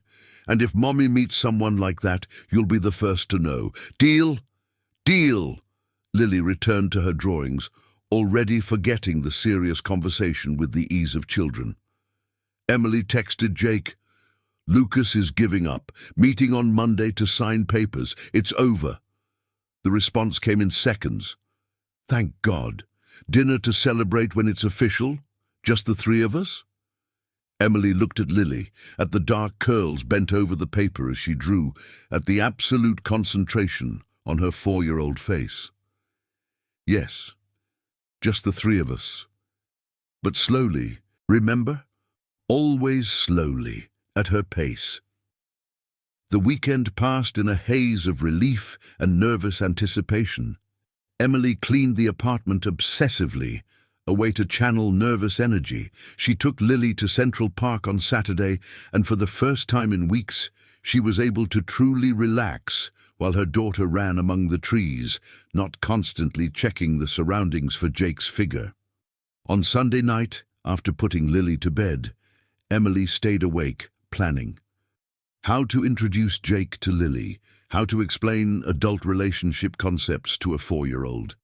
When would it be appropriate for Jake to meet Michael so the kids could play together? They were good problems to have, hopeful problems instead of fearful ones. The Monday meeting at Dr. Wilson's office was surreal. Jake showed up 20 minutes late, wearing a wrinkled shirt and looking far less confident than the last times Emily had seen him. He couldn't meet her eyes, staring at the table or at his lawyer, a man in his 50s, who clearly was frustrated with his client. "Let's get straight to the point," Jake's lawyer said. "My client agrees to completely withdraw the paternity recognition lawsuit and custody claim. In exchange, Ms. Johnson agrees not to sue for attempted extortion or harassment." Dr. Wilson slid documents across the table. "It's all here. Mr. Thompson permanently waives any parental rights over Lily Johnson. He cannot sue for custody in the future, cannot request visitation, has no financial obligations, but also 0 legal rights. Essentially, in the eyes of the law, he is not the child's father." Jake finally looked at Emily, and she saw something in his eyes, not genuine remorse, but anger at being caught, humiliation at having lost. "You screwed me, completely." "Language, Mr. Thompson," his lawyer warned. "No," Emily said calmly, surprising herself with the firmness in her voice. "You screwed yourself. When you abandoned me pregnant, when you disappeared for 4 years, when you decided that your daughter was a tool for extortion instead of a human being who deserves love. I just documented your choices. Juliana was a lying bitch who—" "Mr. Thompson, one more word, and I will leave this room and advise my client not to sign anything." His lawyer interrupted coldly. He looked at Jake with barely concealed disgust. "Sign the papers, now." Jake grabbed the pen with unnecessary force and signed, the letters looking like angry scratches on the paper. Then he threw the pen on the table and left without another word, slamming the door. His lawyer sighed, massaging his temples. "I apologize for him. And Dr. Wilson, Ms. Johnson, for the record, I wish you had sought legal help sooner. It would have spared everyone a lot of unnecessary stress." When Emily finally left Dr. Wilson's office, the signed and filed documents in hand, she felt as if she had run a marathon. Exhausted, relieved, free, she drove straight to the daycare to pick up Lily. It was only 3:30, earlier than usual, but she needed to see her daughter, needed to hold that child she had fought so hard to protect. "Mommy!" Lily shouted when she saw her running with open arms. "You came early. Is it a special day?" "It's a very special day," Emily confirmed, picking up her daughter even as she complained that she was already big. "Shall we get ice cream?" "Ice cream on a Monday?" Lily's eyes widened, as if Emily had suggested something scandalous. "But it's not the weekend." "Special days need special ice cream," Emily declared. "How about that place you like near the park?" They went to the ice cream parlor, Lily ordering strawberry as always, and Emily allowing herself Belgian chocolate, even though it was 3 in the afternoon. They sat on the uncomfortable stools, and Emily watched her daughter devour the ice cream with that uncomplicated joy of childhood. "Lily, Mommy wants to tell you something." Lily licked ice cream off her nose. "Is it about the man? The one from the street?" Emily shouldn't have been surprised that Lily remembered. Kids always remembered the things we wanted them to forget. "Yes. Remember when Mommy said he was someone not very nice?" "Uh-huh. Well, he won't be showing up anymore, ever, so you don't have to worry. With strange men talking to Mommy, okay?" Lily considered this as she took a big bite of ice cream. "Good. I didn't like him. He made you sad." "He did," Emily agreed, "but now he's gone forever. And will you be happy again? Like smiling even when you think I'm not looking?" Emily felt tears prickling. She was really becoming an emotional faucet. "I will be happy, I promise." "Good." Lily returned to her ice cream, then as if remembering, "Mommy, when will I meet Uncle Jake again?" Emily nearly choked on her own ice cream. "What?" "The horse uncle. The one who drew with me that day at your office. He was nice, and he didn't yell, and he liked horses." Lily looked up with those clever eyes. You said I would meet nice people that you like. Is he one of those people? Emily didn't know whether to laugh or cry. He is. And you know what? He has a son your age who loves dinosaurs. Dinosaurs are cool, Lily declared. Can I meet him too? Maybe, if you want to. But it doesn't have to be now. It can be when you're ready. There's no rush. I'm ready now, Lily interrupted with the decisiveness of children who see no reason to complicate simple things. Can he come for dinner? You make that pasta with chicken that's good, and we can show our drawings. Emily looked at her daughter, at that amazing girl she had raised alone, who was brave and kind and open to new people in a way that Emily had lost years ago, and she realized that maybe Lily was more ready than she was. Okay, Emily heard herself say. I'll invite him, but Lily, he's very important to Mommy, so we have to be nice to him, okay? I'm always nice to people who are nice, Lily said logically, returning to her ice cream as if she had solved all the world's problems. That night, after putting Lily to bed, a process that included 3 stories because it was a special day, Emily sat on the couch and typed a message to Jake. Lily wants to meet you. Officially. Dinner here Thursday. Warning, she will ask about dinosaurs and horses, and will probably make you draw. The response took 5 minutes, 5 minutes that felt like hours. Then, I'm terrified, but also happier than I've been in a long time. Thursday. What time? 7, after she has dinner but before bedtime. Nothing fancy, just spaghetti with marinara sauce and conversation. And Jake? Is Michael with you this weekend? He is. Why? Because after you meet Lily, if all goes well, maybe next weekend they can meet. Park, ice cream, kid stuff. There was a longer pause this time. When Jake replied, Emily could feel emotion through. The words, Emily, are you sure? Introducing the kids it's big. I know, but I also know I don't want to hide anymore. And they deserve to meet each other if we're really going to try this. Kids first, remember? If they don't get along, it won't work. Better to find out early. So Thursday. And Emily, thank you for trusting me with this. I won't let you down. I know. The 3 days leading up to Thursday were an exercise in controlled anxiety. Emily cleaned the apartment twice. She planned and replanned the menu, finally deciding on spaghetti, with marinara sauce that Lily loved and was impossible to mess up. She bought fresh flowers for the table, even though she never did that normally. She changed clothes 4 times on Thursday morning before leaving for work. You're nervous, Sarah observed during lunch. More nervous than you were before the event. What's going on? Emily looked at her friend for a long moment, then decided, Jake is coming for dinner today. To meet Lily, officially. Sarah's eyes widened. Officially, like as Mommy's boyfriend. Like someone important in my life that she deserves to meet, Emily corrected. But yes, basically. Sarah pulled Emily into a tight hug in the middle of the crowded diner. Finally, darling, I'm so happy for you. After everything you've been through, you deserve this. You deserve to be happy.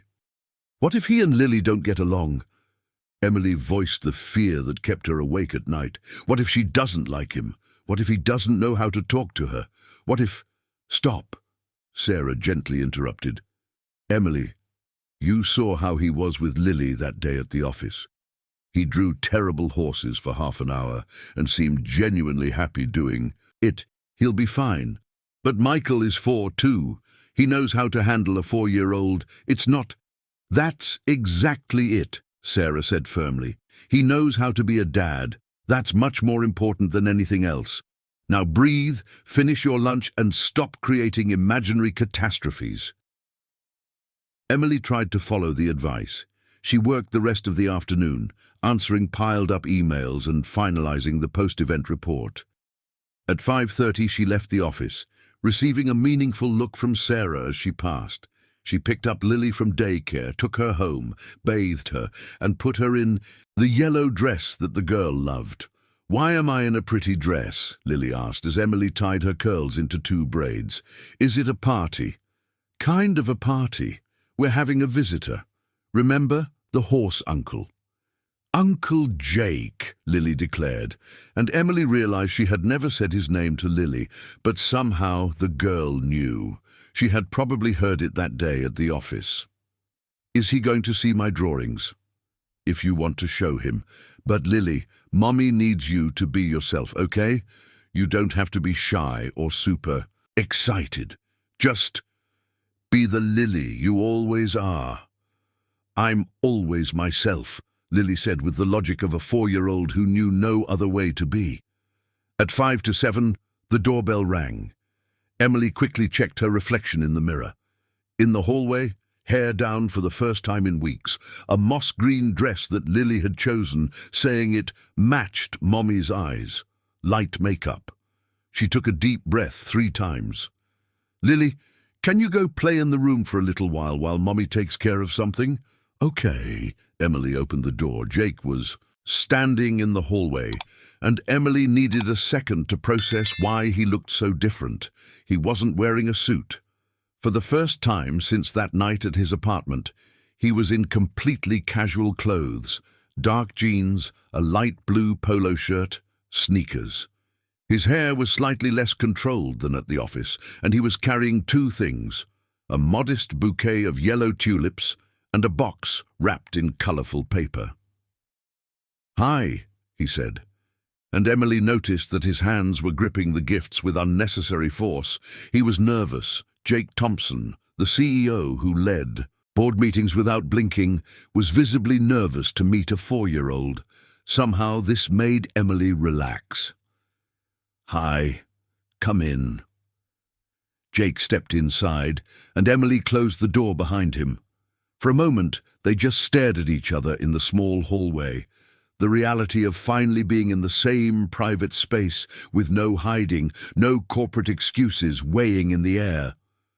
"The flowers are for you," Jake said, offering the tulips, "and the box is for Lily. Michael helped choose it. It's a book about wild horses, with illustrations he swore she would love." Emily accepted the flowers, feeling emotion tighten in her chest. "You didn't have to." "I wanted to," Jake gently interrupted. "And Emily, I'm terrified. Absolutely terrified. I can't remember the last time I felt this nervous." "Meeting with international investors who could make or break the company," Emily suggested with a small smile.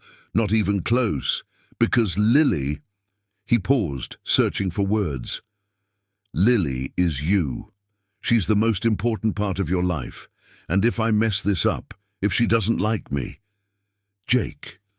Emily gently touched his arm. "You've already won her over with poorly drawn horses. Just be yourself. The you, who draws with kids, not the CEO. She'll adore you."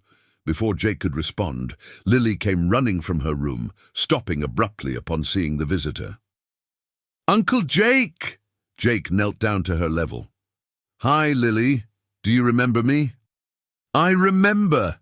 You drew really bad horses," Lily said with the brutal honesty of children, and Emily began to apologize. But Jake laughed, a genuine and relaxed laugh. "I really did draw some bad horses," he agreed seriously. "But you know, Michael, my son, draws dinosaurs better than I do too. I think kids are just better artists." "It's because we practice more," Lily explained, stepping closer. "I draw every day. Want to see my new drawings? I have one of a flying horse." "I would love to see it," Jake said, and Emily saw genuine interest in his eyes. "But first, Michael sent something for you.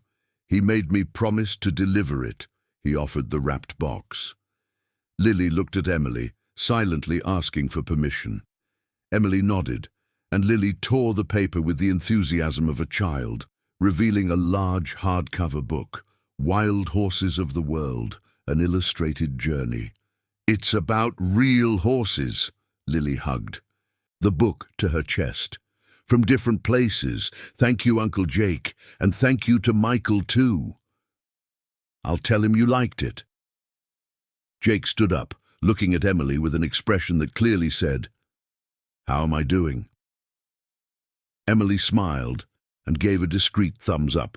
Dinner was surprisingly easy. Lily chattered non-stop about daycare, about Isabella, about the new horse book she had flipped through 3 times before they even sat at the table. Jake listened with genuine attention, asking appropriate questions, laughing at the right moments. Emily watched the interaction, feeling something warm and new grow in her chest.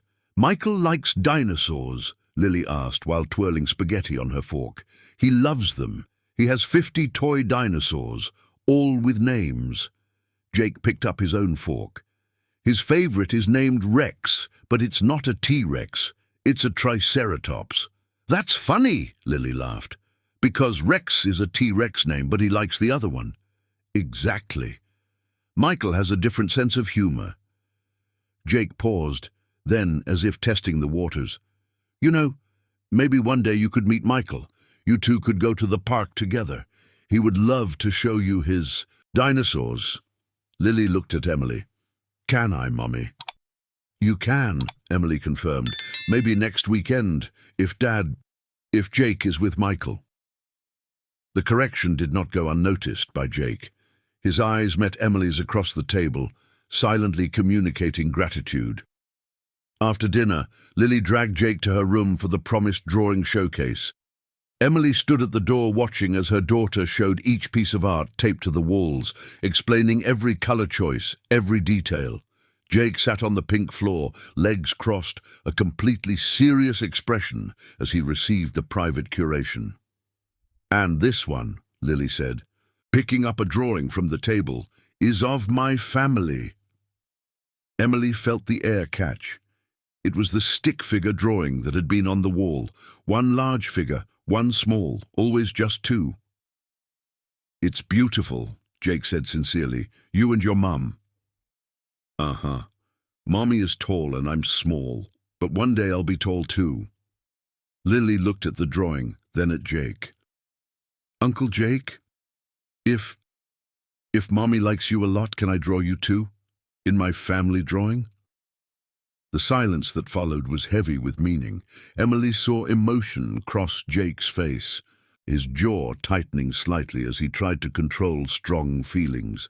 "Lily," he finally said, his voice hoarse, "it would be a great honor to be in your drawing, but only if you want to. It doesn't have to be now. It can be whenever you feel ready." "Can I think about it?" Lily asked. "You can think as long as you need." "Good. Because drawing family is important. There can't be people who won't stay, you know. It has to be just people. That lasts forever." Emily felt tears streaming down before she could stop them. Those words, somehow, without anyone explaining explicitly, Lily had understood the concept of permanence versus abandonment. She was only 4 years old, but she already knew that family was about who stays.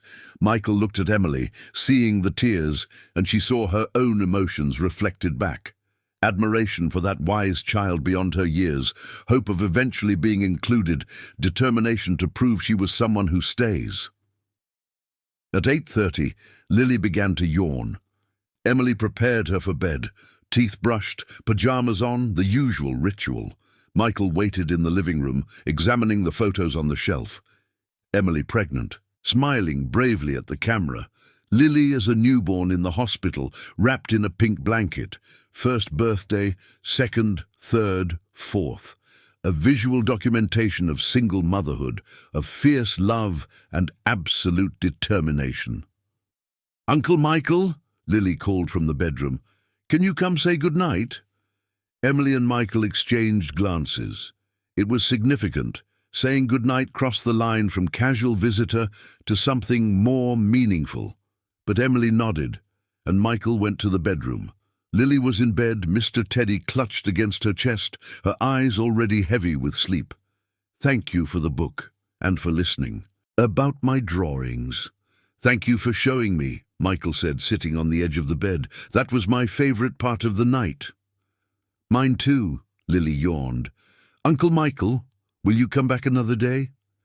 "If your mom lets you and you want me to, yes." I'll come back. I want to. Lily closed her eyes, already slipping into sleep. You're cool. You can stay.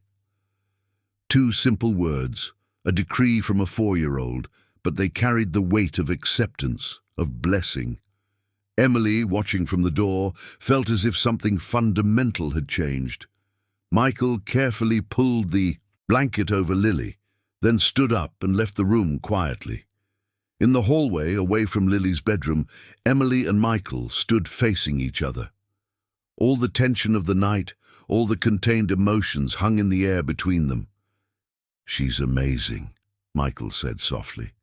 "Emily, you created an absolutely incredible human being. And what she said about only drawing people who stay..." He shook his head. "She's 4 years old, but understands loyalty better than most adults." "She learned too early about people who leave," Emily said, her voice choked. "But Michael, you were perfect with her. Not condescending, not pretending to be interested, genuine. That's all I wanted." "It wasn't hard to be genuine. She's impossible not to adore." Michael took half a step closer. "And Emily, thank you for trusting me with this, for letting me in, finally and truly, into your life." Emily closed the distance between them, resting her head on his chest. Michael's arms wrapped around her immediately, strong and secure. They stayed like that for a long moment, just embracing in the hallway of the apartment, without sexual pressure or romantic tension, just two adults who had been through a lot, finding comfort in each other. "And now?" Emily finally asked against his chest. "Officially?" "Now we try for real," Michael replied, kissing the top of her head. "In the real world, with our kids, our jobs, our complicated lives, slowly, as we always promised, but without hiding any more." "Without hiding any more," Emily agreed. When Michael left 20 minutes later, with a promise of the next meeting on the weekend, with Jake and Lily, at the park with ice cream and normalcy, Emily locked the door and leaned against it, finally allowing everything to hit her. Jake was out of their lives permanently. The HR investigation was concluding favorably. Lily had unofficially blessed Michael. And for the first time in 4 years, Emily wasn't doing everything alone. It was equally terrifying and liberating.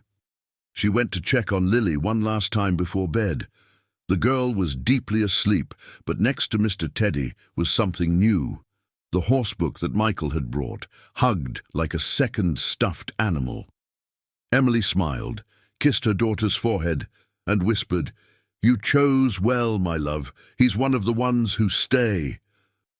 And for the first time in a long time, she absolutely believed it.